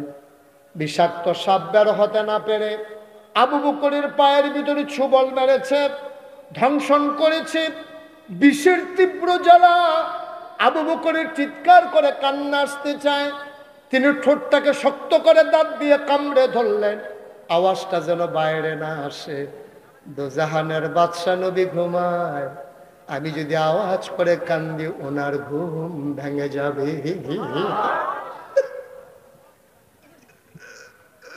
আমি কষ্ট সইতে পারবো, আমি নবীর ঘুম ভাঙাইতে পারবো না। আবু বকর সিদ্দিক কান্নার আওয়াজ থামাইতে পারলেন, কিন্তু তিনি চোখের পানি সামলাইতে পারলেন না। চোখের পানি তিনি আটকে রাখতে পারলেন না। বিষের যন্ত্রণায় 2 ফোঁটা চোখের পানি নবীর গাল মোবারকে পড়ে গেল। নবী চমকে উঠলেন, থমকে দাঁড়ালেন, আশ্চর্যান্বিত হয়ে গেলেন। তিনি আবার কুল থেকে মাথা উঠিয়ে বসলেন মুখোমুখি। তাকাইয়া দেখে আবু বকরের চোখ 2টা লাল লাল, আবু বকরের চোখ 2টা বড় বড় হয়ে গেছে, গাল বেবে টপ টপ করে পানি পড়তেছে। আল্লাহর নবী দেখে আবু বকরের শরীরটা নীল হয়ে গেছে। ডাক দেখো আবু বকর, নিশ্চয়ই বাড়ির কথা মনে পড়ছে, কাঁদতেছো স্ত্রীর জন্য, সন্তানের জন্য। আবু বকর সিদ্দিক ডাক দেখো, ইয়া রাসূলুল্লাহ, একটা কথা বললেন। আপনি নবীরে দেখার জন্য ছোট বাচ্চারা পর্যন্ত লাইন ধরে দাঁড়িয়ে যায়। 3 দিনের না খাওয়া মানুষ একবার আপনার চেহারার দিকে তাকাইলে খিদার কথা আর মনে থাকে না, আর আপনার দিকে তাকাইয়া আমি বাড়ির কথা মনে করে করে কানবো। আমি কি সেই মানুষ নাকি ইয়া রাসূলুল্লাহ? বাড়ির কথা মনে করে আমি কান্দি না। কয় কান্দো কেন? কয় মনে করেছিলাম বলবো না, আমার তো না বলে উপায় নাই। নবী গো, ও নবী, বিষাক্ত সাপ আমার পায়ে কামড়ে দিয়েছে। নবী বললেন, দেখি কোথায় কামড়েছে। তিনি পা টান দিয়ে দেখালেন। আল্লাহর নবী আঙ্গুলটা জেব্বার ভেতরে দিয়া একটু লালা আঙ্গুলের মাথায় লাগালেন, যেখানে সাপ কামড়ে দিয়েছে। আবু বকর সিদ্দিকের ওই জায়গায় নবী নিজের হাতে একটু লালা লাগাই দিলেন। আবু বকর কয়, গোটা পৃথিবীর মানুষ, খোদার কসম তোমরা সাক্ষী থাকো, যেই মাত্র নবী একটু লালা লাগাইলেন, লালাটা লাগানোর সাথে সাথে আমি এমন আরাম পাইলাম, ওই সাপ কামড় দেওয়ার আগে আমার পাটা যেমন আরামে ছিল, মৃত্যুর পূর্ব মুহূর্ত পর্যন্ত নবীর লালা লাগানোর পরে আমি যে আরাম পেয়েছিলাম, এই আরাম আর কোনোদিন এমন পাই না। নামতাবাদের মুসলমানেরা, গোপীনাথপুরের মুসলমানেরা, অনন্তপুরের মুসলমানেরা, গাবতলীর মুসলমানেরা, কসবা খাওড়ার মুসলমানেরা, মন দিয়ে শোনো রে ভাই, 33 বছর মুশতাক ফয়েজি মাহফিল করে, দেশে দেশের বাইরে 33টা বছর ওয়াজ করি, মাহফিলে কদম দিলে মাহফিলটার ওজন বুঝি। আজকে তোমাদের মাহফিলে কদম দিয়া আমার মন সাক্ষী দিয়েছে, তোমাদের মাহফিল আমার আল্লাহ কবুল করে নিয়েছে। এই কবুল হওয়া মাহফিলটা থেকে উঠে যাওয়া মোটেও ভালো কাজ, মোটেও ভালো কাজ। কবুল হওয়া মাহফিলের দোয়াও কবুল।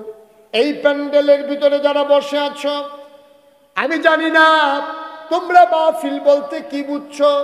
তোমরা কি মনে করছো মাহফিল মানে হ্যান্ডবিল, মাহফিল মানে পোস্টার, মাহফিল মানে প্যান্ডেল, মাহফিল মানে লাইট, মাহফিল মানে মাইক, মাহফিল মানে বক্তা? না রে না, তোমরা যা মনে করেছো মাহফিল মানে তা না।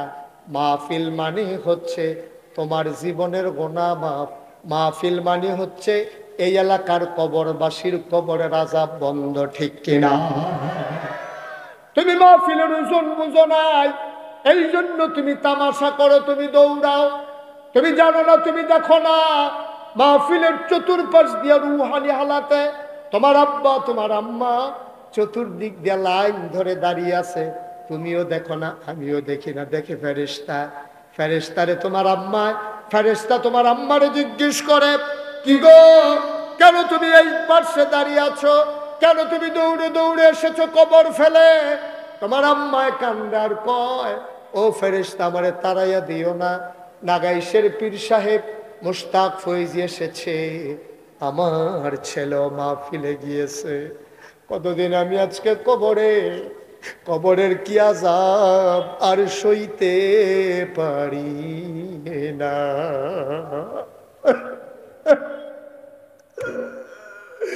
আমার কবরে কি আযাব, দাও দাও আগুন,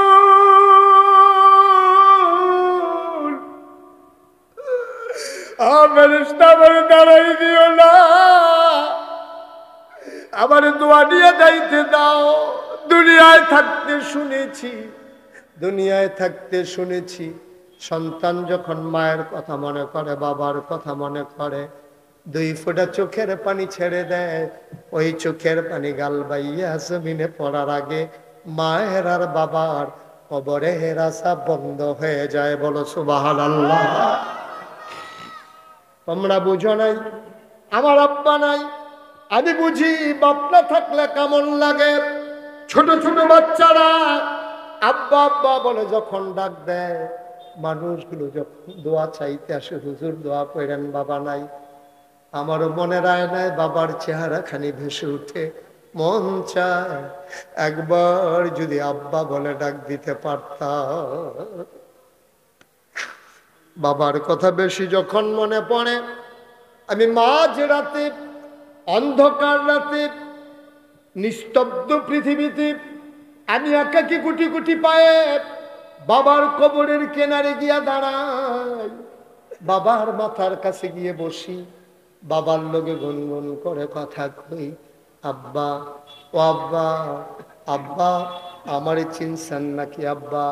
আমি আপনার মুশতাক ফৈজি, 11 বছরের রেখে আপনি ইন্তেকাল করছিলেন। আপনার মুশতাক ফৈজি এখন অনেক বড় হয়ে গেছে আব্বা, ও আব্বা আপনার মুশতাক ফৈজি অনেক বড় হয়ে গেছে আব্বা, আপনি আমারে চিনছেন নাকি? ও আব্বা আপনি কেমন আছেন কবরে? মাটির বিছানা কি কবরে? কি খাইতে দেয় আপনারে আমার আল্লাহ? আমি আব্বার লগে কত কথা কই, আমার আব্বা একটা কথারও জবাব দেয় না। কানতে কানতে বিছানায় যাই, ঘুমাইতে পারি না। এমন আব্বা যারা কবরে শোয়াইছো, এমন আম্মা যারা কবরে শোয়াইছো, একটা লোক উঠে যাইও না, একটা লোক চলে যাইও না, বাবার জন্য দোয়া করে দিয়ে যাও। তুমি বাবা ভুলে গেছো রে ভাই, তোমার বাবার কথা বলে নাই। এখনো তো বাবার জমিন চাষ করে খাও, বাবার উঠানো ঘরের ভেতরে ঘুমাও। শেষ রাত্রে যখন হালকা ঠান্ডা পড়ে যায়, মায়ের সেলাই করা কাঁথা গায়ে দিয়েই তো ঘুমাও। তোমরা যারা উঠতেছো, ওঠার আগে সাদা কাগজে একটা লাইন লেখো, তুমি যেমন আব্বা আম্মারে কবরে ফেলাইয়া উঠে যাও, তুমি যেই দিন কবরে যাবা তোমার সন্তান সেই দিন মাহফিলের কাছেও আসবে না, দোয়া করবে দূরের কথা, ঠিক কিনা? কি এমন তাড়াহুড়া? কি করবেন আপনি বাড়িতে গিয়া? কি করবেন আপনি? আপনি 1-1.5 ঘন্টা 2টা ঘন্টা আপনি মাহফিলে বসতে পারেন না, এত ব্যস্ত আপনি। কখন চায়ের স্টলে বসবেন, কখন ঘুমুবেন, কখন মোবাইল চালাবেন, কখন টিভি দেখবেন, আপনি এত ব্যস্ত মানুষ। আপনি কবরে গিয়া দেখেন কারবারটা কি হয়। মায়ের কথা মনে করে বছরে একবার মাহফিলে একটু দোয়া করতে মন চায় না। আপনার মনে আছে এই মায়ের কথা? আপনি যখন দুনিয়াতে আসবেন, মায়ের যখন ব্যথা শুরু হয়েছে, আপনার মাথাটা ছিল উপরে, পাগুলা ছিল নিচে। আল্লাহ আপনার একটা ডিগবাজি খাওয়াইয়া মাথাটা নিচের দিকে নামাইছে, পাগুলো উপরের দিকে উঠাইছে। পাগুলো উপরের দিকে উঠার সময় আপনি মার কলিজার ভিতরে 2টা লাথি দিছিলেন। ওই লাথির কারণে আপনার মা সাথে সাথে চোখ উল্টাইয়া বেহুশ হয়ে গেছে। আপনি তো মনেই নাই, আপনার মনে নাই। আপনি লাথি দিয়া মায়ের কলিজায় দুনিয়াতে এসেছেন, মা বেহুশ হয়ে পড়ে আছে। আল্লাহ ডাক দিয়া কয়, ফেরেশতা আমার বান্দি তো মরে যাবে, আমার বান্দিটা তো মরে যাবে, তারে হুশ ফিরানোর ব্যবস্থা করো। ফেরেশতা কয়, মাওলা ও মাওলা, কেমনে আমি হুশ ফিরাবো, তোমার বান্দি তো বেহুশ। আল্লাহ ডাক দেয়া কয়, বাচ্চার গায়ে আস্তে করে আলতো করে চাপা দাও। ফেরেশতা এসে তোমার গায়ে চাপা দিয়েছে, তুমি হঠাৎ করে ওয়া ওয়া করে কান্না শুরু করেছো। ওই কান্নার আওয়াজ তুমি যেমন আস্তে করেছো, আল্লাহ আওয়াজটারে কয়েক গুণ বাড়াইয়া মায়ের কানের ভিতর দিয়া কলিজার ভিতরে পৌঁছাই দিছে। বেহুশ মা, ওই বেহুশ আমা আওয়াজ যখন কলিজায় গিয়া ধাক্কা খাইছে, মা আর বেহুশ থাকেন নাই। আস্তে করে মা চোখ খুলে ফেলেছেন। রক্ত মাখা তোমার শরীর, তোমার নানি কাপড় দিয়া পেঁচাইয়া কুলে নিয়ে রাখছে, তুমি ওয়া ওয়া করে কাঁদতেছো। তোমার মা ডাক দেওয়া, আম্মা ও আম্মা, কি সন্তান প্রসব করলাম গো আম্মা, তাড়াতাড়ি কুলে দাও। তোমারে নিয়ে তোমার নানি তোমার মায়ের কুলে দিছে। 10 মাস 10 দিন তোমার মায়ের খাইতে দাও নাই, ঘুমাইতে দাও নাই। তুমি হাঁটু দিয়ে গোতা মেরেছো, মাথা দিয়ে ঢুস মেরেছো। এই মা আসার সময় কলিজায় তুমি 2টা লাথি মারছো।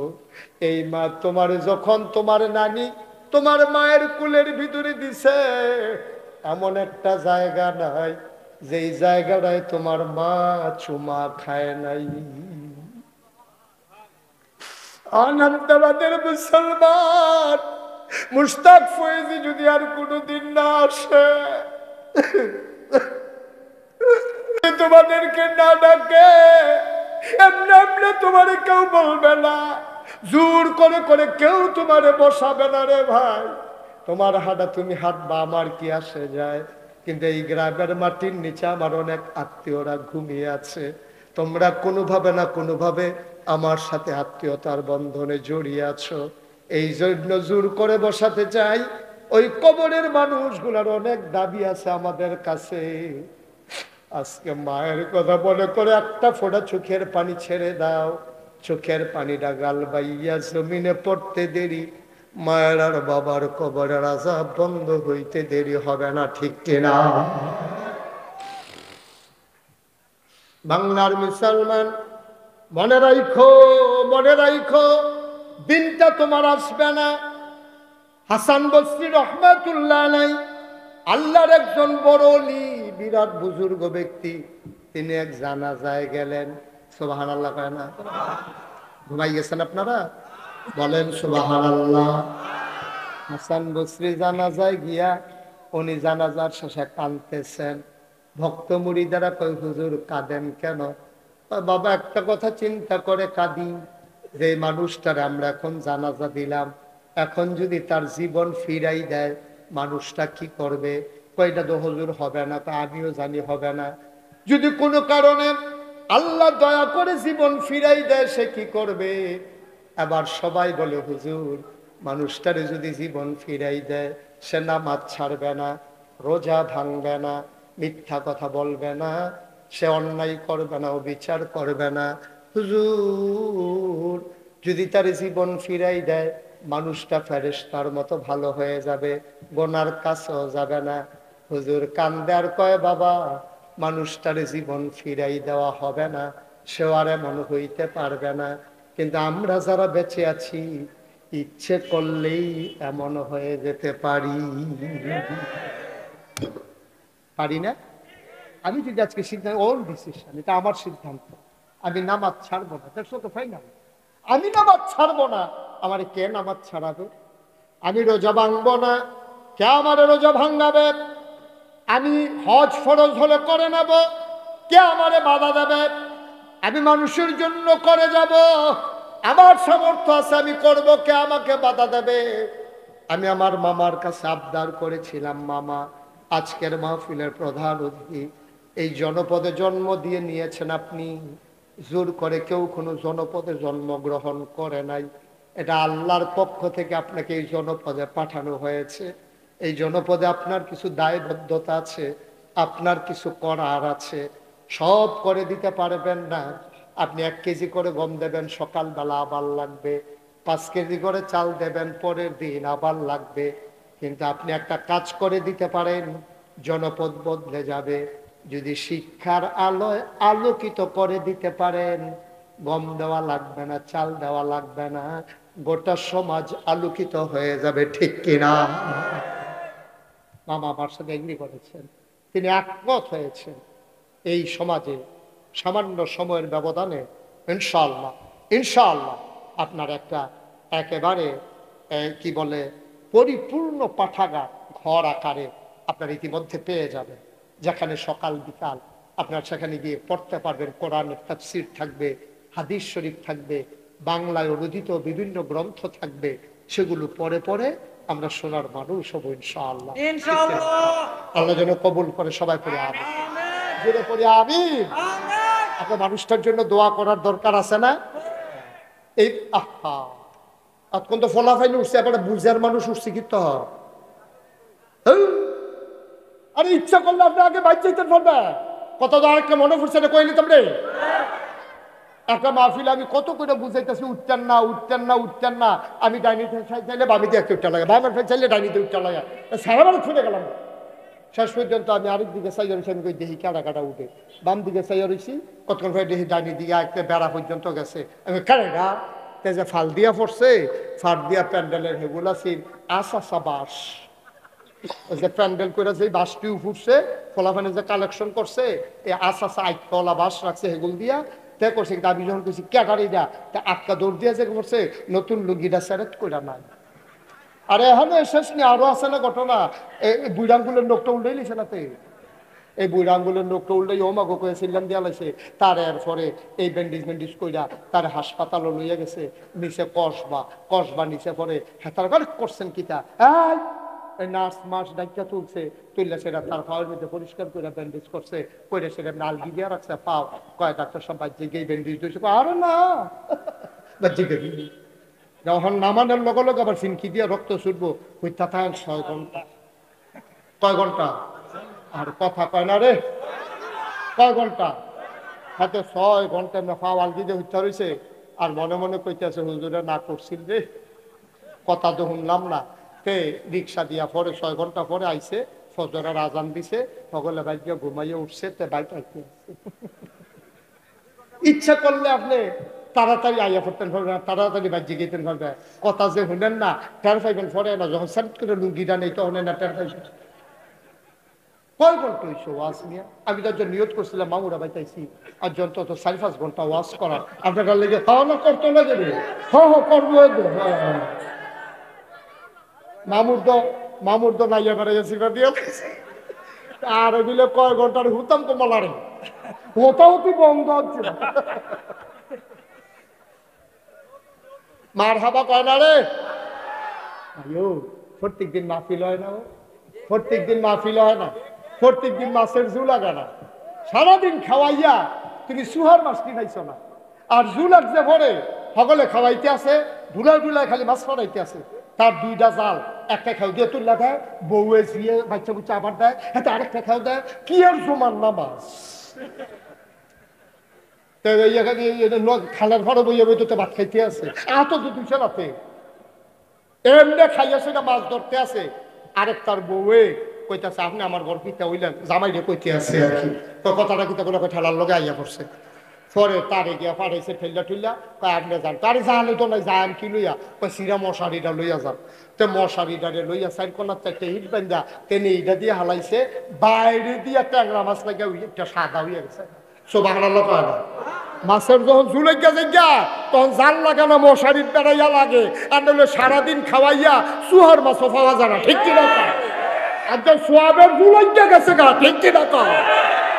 সব সোয়াব লইয়া যাইবা ডুলায় ডুলায়। ঠিক রে? সবাই মিললে আমরা ওই ওই এত কথার ভিত্তিতে হাতে উঠে লাগছে না, এমনি উদাম করে সিহন জিংলা দিয়ে খিসন যাইতো।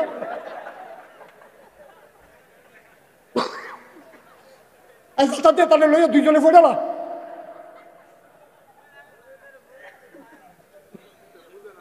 মার হাবা কয় না, জোরে কয় না মার হাবা। ভাইও ভাই, সারা জীবন থাকতেন না তো দুনিয়া, থাকতেন না সারা জীবন। একটা ফুসি লইয়া যাইয়া, একটা ফুসি লইয়া যাইয়া, তাহলে যাইবেন করে হালানি গেছে বরবাদ হইয়া সব। ঠিক কিনা? কয় দিনের সেন দেখবেন। আপনি খেয়াল করে দেখছেন, শিক্ষা নেওয়ার বিষয়, সবকিছু তামাশার বিষয় না, হাসির বিষয় না। প্রতিটা কথার জবাব দিতে হবে। আমরা তো অনেক কথা কই আলাই, অনেক কথা কইতে গিয়ে অনেক সময় অনেক ভুল কথাও চলে আসে। যেমন কিছুদিন আগে আমি আম্মাজান খাদিজার ব্যাপারে কথা বলতে গিয়া একটু অন্যভাবে বলে ফেলছি, আঞ্চলিক ভাষায় কথা বলি তো অনেক সময়, কিন্তু আমি পরে বুঝছি কথাটা এইভাবে বলাটা ঠিক হয় না। আমি বলছি যে এইভাবে কথা না, কে বললো না বললো আমার দরকার নেই। আমার চিন্তা হলো যে কথা বলতে অনেক চিন্তা করে বলতে হবে। ওনাদের সম্মান মর্যাদা এটা অতুলনীয়, যেটার তুলনা চলে না। এই জন্য কথা বলতে হবে খুব মাইপা মাইপা। অনেক সময় আমাদের কথা 2-2.5 ঘন্টা কথা বলি, তো অনেক সময় এমন কথা হয়ে যায় যেটা অনাকাঙ্ক্ষিত, পরে নিজেও বুঝি আসলে এই কথাটা না বললেই ভালো ছিল। আলহামদুলিল্লাহ বলবেন না? এটা পরে নিজেই বুঝি যে এই কথাটা এইভাবে না বললে অন্যভাবে বলা দরকার ছিল। কতভাবেই বলা যায়। আল্লাহ যেন কবুল করে, ওইভাবে যেন সাবধানতার সাথে প্রতিটি পদক্ষেপ নেওয়ার তৌফিক দান করে। সবাই কনা আমিন, জুড়ে কনা আমিন। কথা বলার সময় আমাদের দেশে আপনি একটা কিছু কইছে দেখবেন ফেসবুকের ভিতরে কেমন জেগেতে আছে। এইটা সিস্টেম না। আমি যদি দেখি যে মামার একটা সমস্যা, তা আমার সর্বোচ্চ দায়িত্ব হলো আমি যে কোনো মূল্যে ওনার একটা মোবাইল নাম্বার সংগ্রহ করে আমি ওনাকে ফোন করে বলা, আপনি কোনো জানেও না হেবাড়া রয়েছে ডাহা, আর আপনি হেবাড়ার ব্যাপারে মিছিল বার কইরা ভাড়াইতের মতো চালাইতে আছেন, এটা সিস্টেম না। তো ওনার তো কোনো লাভ হইল না, আপনারও কোনো লাভ হইল না। বরঞ্চ লাভ হইল এটা, যদি ওনাকে ধরাই দিতে পারতেন, উনি যদি শুধরে যেতে পারতো, তাইলে জিনিসটা লাভ ছিল। অনেক ওলামায়ে কেরাম অনেক সময় আমাকে ফোন করে পরামর্শ দেন, হুজুর এই ব্যাপারটা এইভাবে না বলে ওইভাবে বললে ভালো হয়। আমি এগ্রি করি। আমি অনেক সময় নিজে মন থেকে গ্রহণ করি, ঠিকই তো আছে, এই কথাটা আসলে এইভাবে না বলে ওইভাবে বললেই ভালো। কিন্তু আমাদের দেশে কথা নেওয়ার মতো মন মানসিকতা আবার কম। কিন্তু আল্লাহ আমাকে এটা দিছে। আপনি যদি আমাকে ধরাই দিতে পারেন যে হুজুর এটা এইভাবে না বলে ওইভাবে বললে ভালো হয়, আমি একেবারে সাথে সাথে সেকেন্ডের ভিতরে আমি এটা নেওয়ার মতো ক্ষমতা, মন মানসিকতা আল্লাহ আমাকে দিয়েছে। আল্লাহ যেন কবুল করে। সবাই কনা আমিন, জোরে পড়েন আমিন। আমাকে যারা পরামর্শ দেয়, আমার যারা হিতাকাঙ্ক্ষী শুভাকাঙ্ক্ষী, আমি তাদের মঙ্গল কামনা করি। যারা আমাকে পরামর্শ দিয়ে দিয়ে আমাকে এত দূর পর্যন্ত এগিয়ে নিয়ে এসেছে, আমি তাদের জন্য দোয়া করি। আল্লাহ যেন কবুল করে। সবাই পড়েন আমিন। বন্ধুরা আমার, তাইলে আমরা কথা কি দাঁড়াইলো, আজকের মাহফিল কবুল, এটা আমার মন সাক্ষী দিয়েছে। আলহামদুলিল্লাহ বলবেন না? সুতরাং আপনার আব্বা আম্মার জন্য একটু দোয়া করার দরকার আছে নাকি নাই? দোয়ার আগে একটু তাওবা করারও দরকার আছে। যেহেতু আমার মামা ইঞ্জিনিয়ার কামাল সাহেব, উনি যেহেতু ইনশাল্লাহ পাঠাগারটা ইমিডিয়েটলি, আমি যত ব্যস্ত থাকি মামাও আসবে, আমিও আসবো, যোগাযোগ করবা তোমরা ছেলেরা, আমরা এসে পাঠাগার উদ্বোধন করবো ইনশাআল্লাহ। আগামীকালকে সকালে মামাকে নিয়ে এই স্থান এলাকা পরিদর্শন করে ভিজিট করে কোন জায়গায় করা যায়, সকালবেলা মামাকে নিয়ে তোমরা করবা, করে কিভাবে কি করা যায় মামার সাথে টাইম টু টাইম যোগাযোগ করে এটা করে ফেলবো ইনশাআল্লাহ। কাজ শেষ হলে যত ব্যস্ত থাকে আমি দিনের বেলা হলেও আমরা এসে উদ্বোধন করবো। মামাই নিয়ে আবার কোন যে না লাগবে, আপনার লাগবে না, নিয়ে সারবো লাগবো না? হ্যাঁ বেড়াই তার মামু কারবার উচিত কি থাকেছে, আমি না আইলে স্যার বা আপনি আইলে সার মার্শাল্লাহ। আমিন কর জুড়ে বলেন ইনশাআল্লাহ। এই নামতাবাদবাসী এই একেবারে পরিপূর্ণ একটা পাঠাগার পেয়ে যাবে ইনশাআল্লাহ। আল্লাহ যেন কবুল করে সবাই পড়ে আনে। আমরা সবাই মিলে একটু তওবা করি। এতক্ষণ আমি কাউকে বসতে বলি না, এখন একটু বসে পড়তে পারলে ভালো হবে। আমরা তওবা করবো তো আল্লাহর দরবারে মাপ চাইবো, দাঁড়াইয়া বেড়াগিরি দেখাইয়া মাপ চাওয়াটা সুন্দর হবে। আচ্ছা জি, এগুলো আগে বলতে হবে। হ্যাঁ এই শুনে, আজকে আমাদের এই জাতি ধ্বংস হওয়ার পিছনে সবচেয়ে বেশি যেটা ভূমিকা পালন করে এটার নাম হলো মাদক এবং নেশা, ঠিক কিনা বলেন? আপনাদের গ্রামটা তো বর্ডার বেল্টে, গোপীনাথ সুরফার হইলে যখন তো গোল্ডেন দিয়া পড়লে ইন্ডিয়া ফুটে যাবেন কারণ আপনাদের গানপুরের হেদিকে ইন্ডিয়া না, আপনাদের এলাকা বর্ডার বেল্টে। এখানে শুধু বলে কথা না, সারা বাংলাদেশে যে কোনো জায়গায় মাদক দ্রব্যগুলো এখন হাতের নাগালে পাওয়া যায়। একটা যুবককে ধ্বংস করার জন্য এক বোতল ফেন্সিডিল, এক পুরিয়া কি বলে হিরোইন, আর একটা ইয়াব্বা, হ্যাঁ কি ইয়াব্বা না কি জানি, ইয়াবা ইয়াবা হুজুরকে খাইতামও পারতাম না, নামও কইতাম পারতাম না। এই ইয়াব্বা ফেন্সিডিল শেষ করে দিচ্ছে আমার জাতিকে। আল্লাহ যেন এটা থেকে আমাদেরকে হেফাজত করে সবাই করা।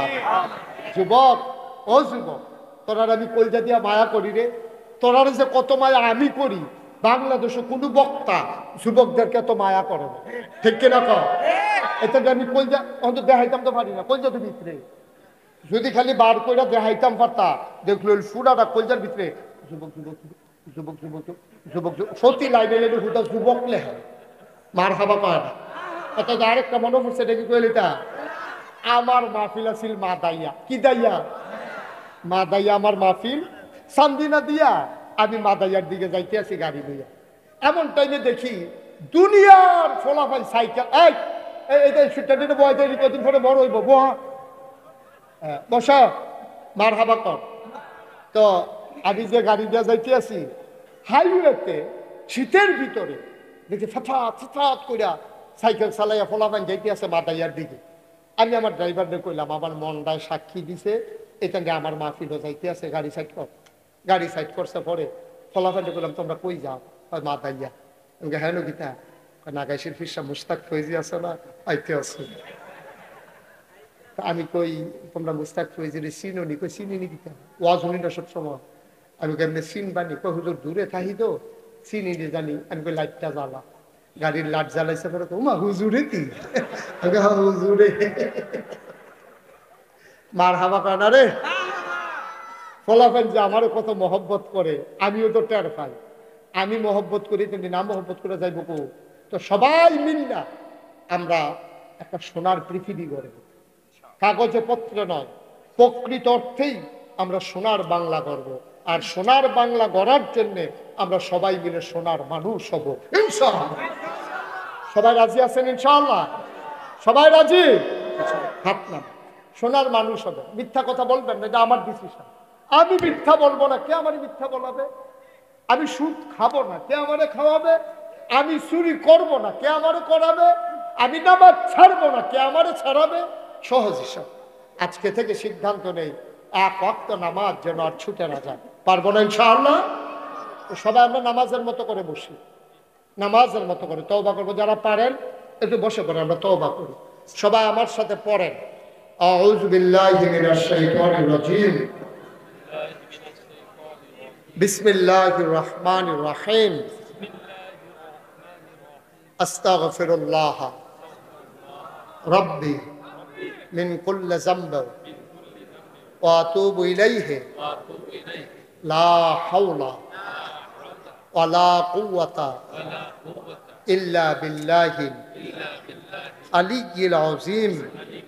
হে আল্লাহ, হে আল্লাহ, হে আল্লাহ, ইচ্ছায় অনিচ্ছায় প্রকাশ্যে গোপনে শয়তানের কুমন্ত্রণায় পড়ে, নফসের তাড়নায় পড়ে জীবনে যত গুনাহ করেছি, কবিরা সগীরা শিরক বেদাত, সমস্ত গুনাহ থেকে খালেস অন্তরে তওবা করি। হে আল্লাহ, গুনাহ মাফ করে দাও, তওবা কবুল করে নাও। আশহাদু আল্লা ইলাহা ইল্লাল্লাহু ওয়াহদাহু লা শারীকা লাহু ওয়া আশহাদু আন্না সাইয়্যিদানা হাবিবানা মাওলানা মুহাম্মাদান আবদুহু ওয়া রাসূলুহু সাল্লাল্লাহু আলাইহি ওয়াসাল্লাম। আমিন আমিন আমিন। আপনারা সবাই দেখছেন, সব জায়গায় পোস্টারে লেখা থাকে না, মুশতাক ফয়েজি পীর সাহেব। আমি কিন্তু পীর সাহেব হতে চাইনি। পীর সাহেব হওয়ার আমার শখও ছিল না, চিন্তাও ছিল না। কারণ আমি দেখেছি বাংলাদেশের পীর আলীর নাম দিয়া কি হয়, এটা আমার আর দেখার বাকি নাই। অধিকাংশ যা হয়, যেটা বলা যাবে না, যেটা ইসলামের সাথে কোনো সম্পর্ক নাই, ঠিক কিনা বলে।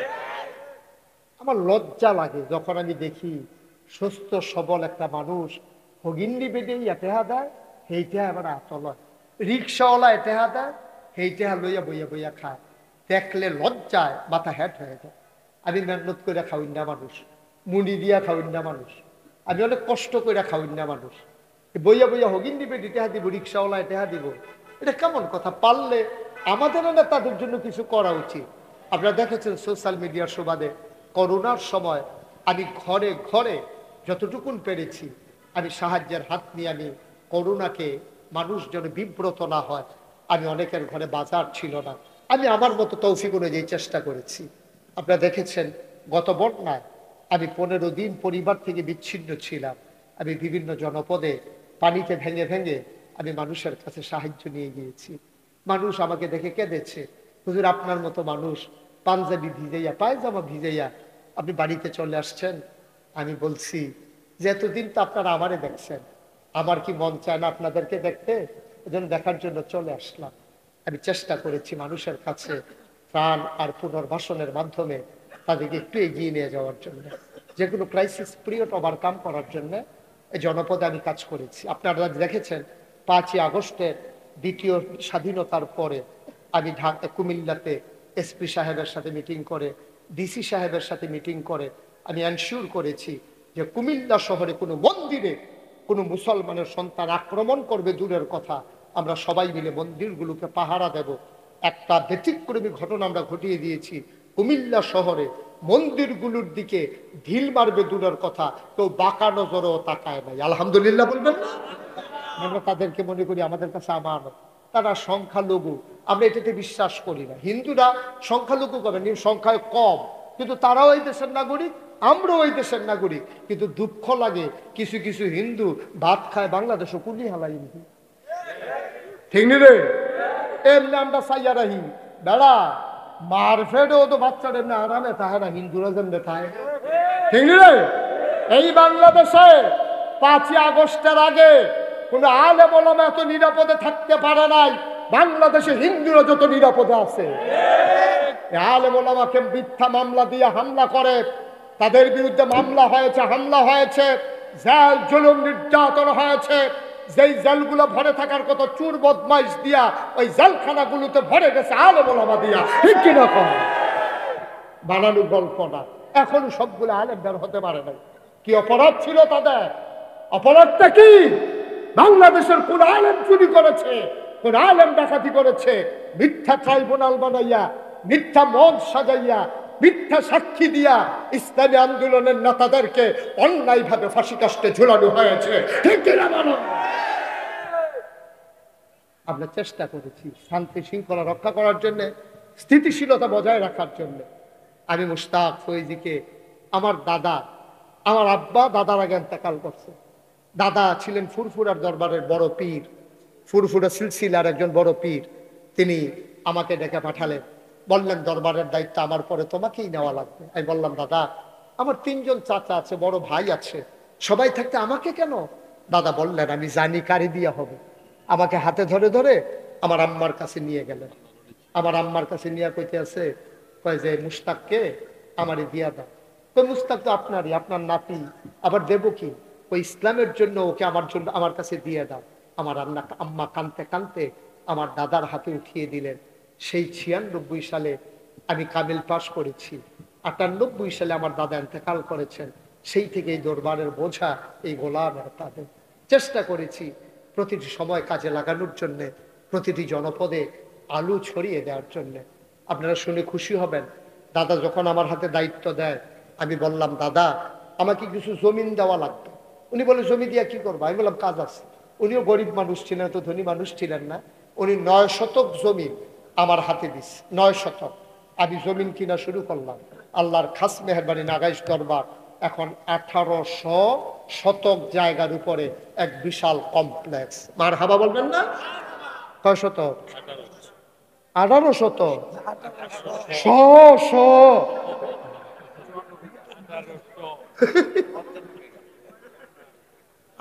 ওই উনি বেশি কয় না কেন আড়াই নিজের গাই দিয়া 10টা প্রতিষ্ঠান আমার এখানে। কয়টা? একটা দাখিল মাদ্রাসা, নুরানি মাদ্রাসা, হাফিজিয়া মাদ্রাসা, ধাতব্য চিকিৎসালয়, গণপাঠাগার, গবেষণাগার, ছাত্রাবাস, ইয়াতিমখানা, তারপরে এই মসজিদ, তারপরে একটা খানকা, জিকির আজকের জন্য একটা খানকা। মোট 10টা প্রতিষ্ঠান। আপনার সোশ্যাল মিডিয়ার সুবাদে দেখেছেন যে আমার দরবারে আমি একটা বিশাল মসজিদের কাজ শুরু করেছি। কিন্তু কেমনে করছি এটা তো আর শুনেন না। আমি ইঞ্জিনিয়ার, একদিন আমার দরবারে যারা মুরিদ ইঞ্জিনিয়ার তারা বললাম ও মসজিদের একটা ডিজাইন করো। তখন তার মামুর লোক আমার হরিশ হয়েছে না, তোর যার হেতারে লাগে না বেড়ে তো সারে কেন? আমি কইলাম তোমরা একটা ডিজাইন করে, হ্যাঁ তারা কয়েক মাস লাগে ডিজাইন করে আইনে আমার কাছে দিস। আমি কইলে কি তারে? হুজুর মসজিদ। আমি কইলে একটু বড় বড় লাগে যেমন? জি হুজুর একটু বড়ই। আমি কিরকম বড়? হুজুর এটার ভিতরে এক লোকে নামাজ পড়তে পারবে 6000 লোক। 6000? আমি করছো কি তা? 6000 কহ। আমি এটা পড়তে কত লাগবো? এটা ফুন্ডুকুটিতে যেমনি তাড়াতাড়ি কইছে আমি বলছি 15,000। আমি কত কইলা? কয় ফুন্ডুকুটি। আমি গরিব মানুষ, আমি কইছি কোনো মতে একটা মসজিদ আক, তোরা ফুন্ডুকুটিতে হ্যাঁ মসজিদ আকসত কীর্তি কইছো সাহস করে নাই মেলা। তখন আমি নিয়ত করলাম যে আল্লাহ আমি মুশতাক ফৈজি 12 মাস ওয়াজ করি, প্রত্যেকটা মাহফিলে কম বেশি হাদিয়া পাই। 1 বছর মাহফিল করে যত টাকা হাদিয়া পাই, পুরা 1 বছরের হাদিয়া আমার মসজিদ আমি দান করে দেবো ইনশাআল্লাহ। আমি জমান শুরু করলাম। বছর খানেক পরে গণ্যা দেখি 25 লক্ষ টাকা জমাইতাম পারছি। কয় লাখ? 25 লাখ টাকা দিয়ে কাম শুরু করছি। 1 তারিখে জুন মাসের ছাদের ঢালাই হয়েছে, একতলার ছাদ 125 ফুট ধরিয়ে আপনার দোতলায় সিঁড়ি উঠে গেছে মসজিদের। 125 ফুট ধরিয়ে শুধু 5000 স্কোয়ার ফুট হচ্ছে আমার সিঁড়িটা, 19,000 স্কোয়ার ফুট মসজিদটা। মার হাবা বলবেন না? একটা নতুন প্যাটার্ন, নিচতলায় হাসপাতাল, দোতলায় 3 তলায় মসজিদ। মার হাবা করতেন না? যেমন একতলার ছাদের ঢালাই হয়েছে, ইঞ্জিনিয়ারে আমার বিকালবেলা কানে কানে ডাক দেওয়া, কয় হুজুর একটু আলগায় পারেন, কথা আছে। আমি কই কি? হুজুর ওই যে 15 কোটি কইছিলাম ওই তো না। আমি কি কইব? 30 কোটি লাগবে। আমি কই 2টা ফিটা দে আমার। 15 কোটি সহ্য করতাম পারি নাই, তার 30 কোটি লাগবে। যা নাম যখন কারবার গড়াই না। কাজ শুরু হয়েছে, কাজ চলতেছে, দোতলার কাজ চলতেছে।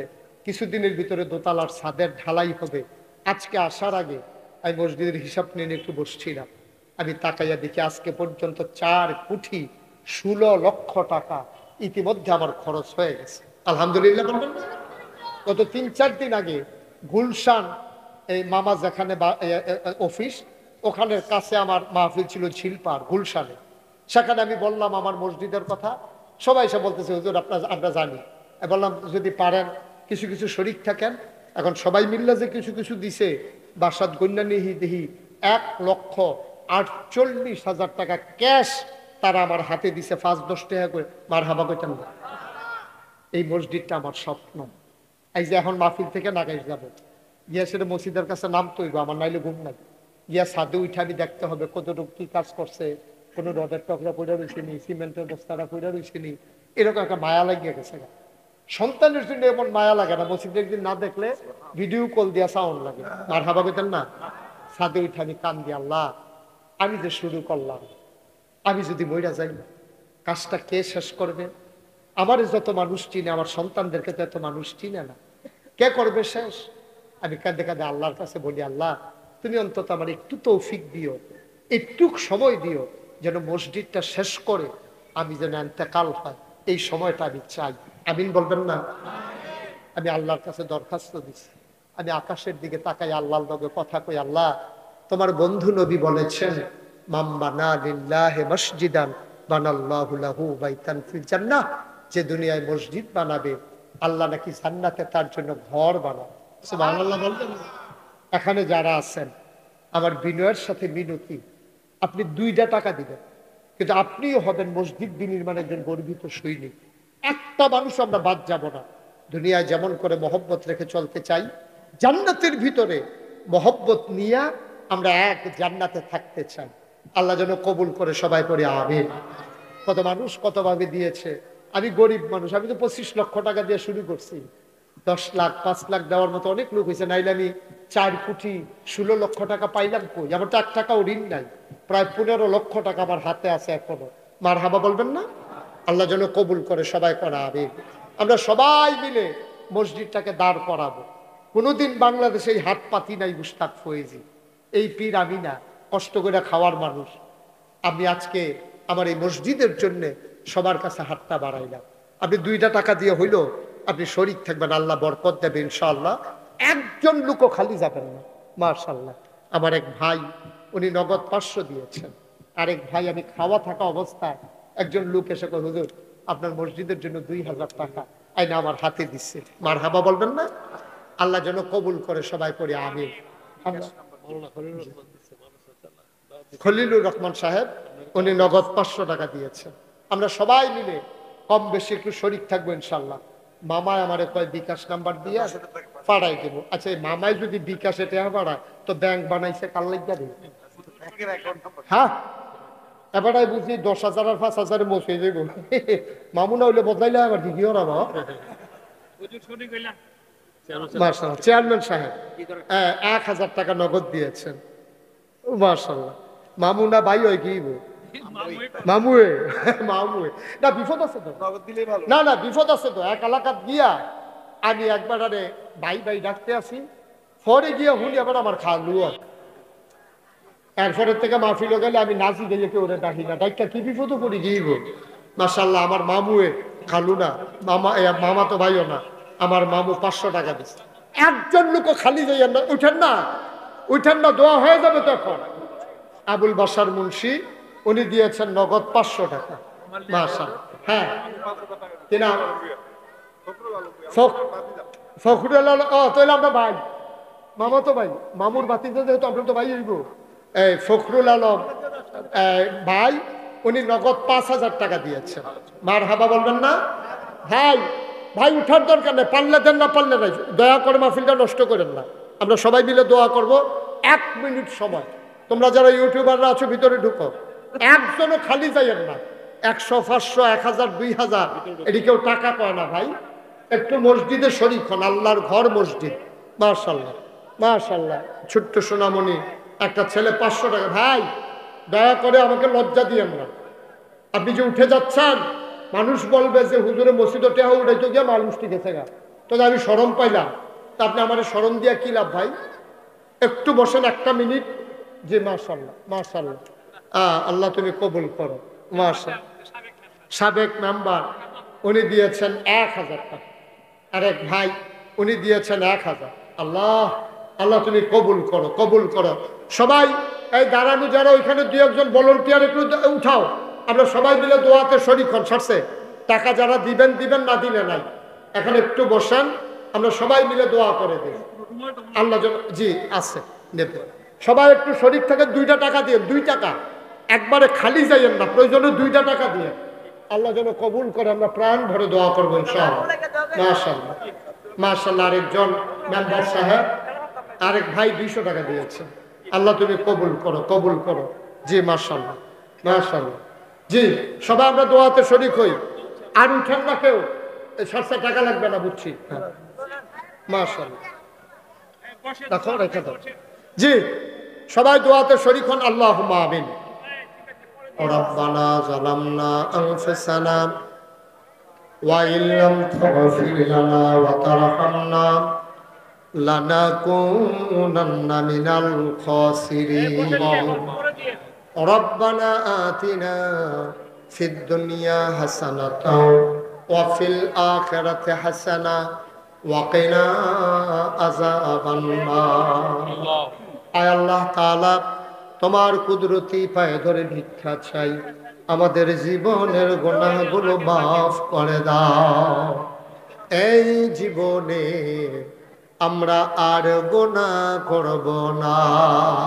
বলেন আল্লাহ আল্লাহ আল্লাহ। এই জীবনে আমরা আর গুনাহ করব না। হাতের গুনাহ মাফ চাই, পায়ের গুনাহ মাফ চাই, চোখের গুনাহ মাফ চাই, মুখের গুনাহ মাফ চাই, সমস্ত অঙ্গ প্রত্যঙ্গের গুনাহ মাফ চাই। জীবনের গুনাহগুলো তুমি মাফ করে দাও। আয় আল্লাহ তাআলা, তোমার কুদরতি পায়ে ধরে ভিক্ষা চাই। আমি জানি না কার আব্বা নাই, আমি জানি না কার আম্মা নাই। আব্বা আম্মা যাদের কবরে, আব্বা আম্মার কবরে তুমি মাওলা আযাব দিও না।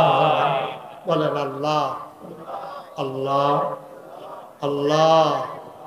আব্বা আম্মার কবরে আর আযাব দিও না।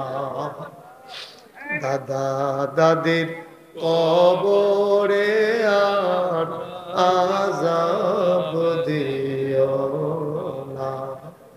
নানা নানির কবরে আর আযাব দিও না। এই এলাকার কবরে আর আযাব দিও না। ইয়া রাব্বাল আলামিন, ও মাওলা রব্বে করিম, তোমার কুদরতি পায়ে ধরে ভিক্ষা চাই। মাওলা রব্বে করিম, আমাদের জীবনের গুনাহগুলো মাফ করে দাও। আমাদের আব্বা আম্মা যাদের কবরে, কবরগুলারে তুমি মাওলা জান্নাতের টুকরা বানাইয়া দাও। 5ই আগস্টের পূর্ববর্তী সময়ে যারা নিজেদের জীবন বিলিয়ে দিল, ওই জীবনগুলারে তুমি শহীদ হিসেবে কবুল আর মঞ্জুর করে নাও। ওদের আব্বা আম্মা গুলারে সবরে জামিল ইখতিয়ার করার তৌফিক তুমি দান করে দাও। ইয়া রাব্বাল আলামিন, ও মাওলা রব্বে করিম, সবাইকে তোমার কুদরতি হাতে সুপর্দ করে দিলাম। তুমি মাওলা সবার জামিনদার হয়ে যাও। আয় আল্লাহ তাআলা, মাওলা রব্বে করিম, টাকা দিল, পয়সা দিল, বুদ্ধি দিল, পরামর্শ দিল, মাহফিলে হাজির হইল, যে যেমন করে মাহফিল সাজাইল, কিয়ামতের দিনে মুসিবতের সময় আজকের মোনাজাতকে সবার জন্য নাজাতের উসিলা বানাইয়া দিও। ইয়া রাব্বাল আলামিন, ও মাওলা রব্বে করিম, আমি আসি আর না আসি, আমি থাকি আর না থাকি, আজকের এই মাহফিল উপযুক্ত খাদেম দিয়া কিয়ামত পর্যন্ত তুমি মাওলা কায়েম আর দায়েম রেখে দিও। ইয়া রাব্বাল আলামিন, আজকের মাহফিলের সভাপতি, প্রধান অতিথি থেকে শুরু করে ছোট্ট বাচ্চাটা পর্যন্ত, পর্দার আড়ালের মায়েরা বোনেরা, সবাইকে তুমি মাওলা কবুল আর মঞ্জুর করে নাও। যারা বিদেশে পড়ে আছে, সহি সালামতে বিদেশে জিন্দেগি করার তৌফিক দাও। যারা মাওলা কামাই রোজগার নাই, কামাই রোজগারের ব্যবস্থা করে দাও। আমার বাংলাদেশকে তুমি কবুল আর মঞ্জুর করে নাও। এই দেশের স্বাধীনতা, সার্বভৌমত্ব তুমি রক্ষা করো। শয়তানের শয়তানি, মানুষের শয়তানি, জিনের শয়তানি থেকে এই দেশটাকে তুমি মাওলা হিফাজত করে রাখো। বড় দুঃখী মানুষ এই দেশের মানুষ। 53 বছর হলো দেশটা স্বাধীন হলো, এদেশের মানুষগুলা স্বাধীনতা কারে করে বুঝলো না মাওলা। আর আল্লাহ তাআলা স্বাধীনতার স্বাদ গ্রহণ করার তৌফিক দান করে দাও। এই গ্রামবাসী সবাইকে তুমি কবুল করো। এই মাটির নিচে আমার নানা নানি, আমার মামা মামি, কত আত্মীয় স্বজন ঘুমিয়ে আছেন মাওলা। কিছুদিন আগে আমার এক মামার জানাজা পড়ে গেলাম এই মাদ্রাসা মাঠে। আমার মামি বাড়িতে আছেন। আমার মামি বলে, বাবা মামার জন্য দোয়া করে দিও। আয় আল্লাহ তাআলা মামার কবরটাকে জান্নাতের টুকরা বানিয়ে দাও ইয়া রাব্বাল আলামিন। দুনিয়ার এই সম্পর্ক কিয়ামতের ময়দানে মুসিবতের সময় আমাদের জন্য নাজাতের উসিলা বানাইয়া দিও। আয় আল্লাহ তাআলা সবাইকে তোমার কুদরতে উঠাই দিলাম। আমার এই কলিজার টুকরা যুবক গুলারে দ্বীনের খাদেম হিসেবে কবুল আর মঞ্জুর করে নাও। পর্দার আড়ালের মা বোন যারা আবেদা সালেহা জাহেদা বানাইয়া দাও। এই গ্রাম আমার নানার গ্রাম, এই গ্রাম আমার মামাদের গ্রাম, মামিদের গ্রাম, মামাতো ভাই বোনের গ্রাম। আয় আল্লাহ যে যেইভাবে আমার আত্মীয়তার বন্ধনে আবদ্ধ, এই মহব্বত কিয়ামতের ময়দানে আমাদের জন্য নাজাতের উসিলা বানাইয়া দিও। আমার ইঞ্জিনিয়ার কামাল মামা যে স্কুলটা আল্লাহ তৈরি করেছেন, এই স্কুলটা অতি দ্রুত আইনি জটিলতা দূর করে দিয়ে সরকারি এমপিও ভুক্ত করে এই প্রতিষ্ঠানটাকে মঞ্জিলে মাকসুদে নিয়ে যাওয়ার তৌফিক তুমি দান করে দাও ইয়া রাব্বাল আলামিন। এই মাদ্রাসার যত চাহিদা আছে পূরণ করে দাও, যত অভাব আছে দূর করে দাও। এই নেমতাবাদ গ্রামকে একটা আদর্শ গ্রাম হিসেবে কবুল আর মঞ্জুর করে নাও। রব্বানা ফাগফির লানা যুনুবানা ওয়া কাফির আন্না সাইয়্যাতিনা ওয়া তাওয়াফফানা মাল আবরার। আমিন আমিন আমিন ইয়া রাব্বাল আলামিন। হায়াত যেদিন শেষ হয়ে যাবে, রুহু যেদিন গলার মাঝামাঝি আটকে যাবে, ওই কঠিন মুসিবতের সময় তুমি রাজি থেকে তোমার হাবিবকে রাজি রেখে আমাদের কণ্ঠে ওই মধুর কলেমা তুমি জারি করে দিও লা ইলাহা ইল্লাল্লাহু মুহাম্মাদুর রাসূলুল্লাহ।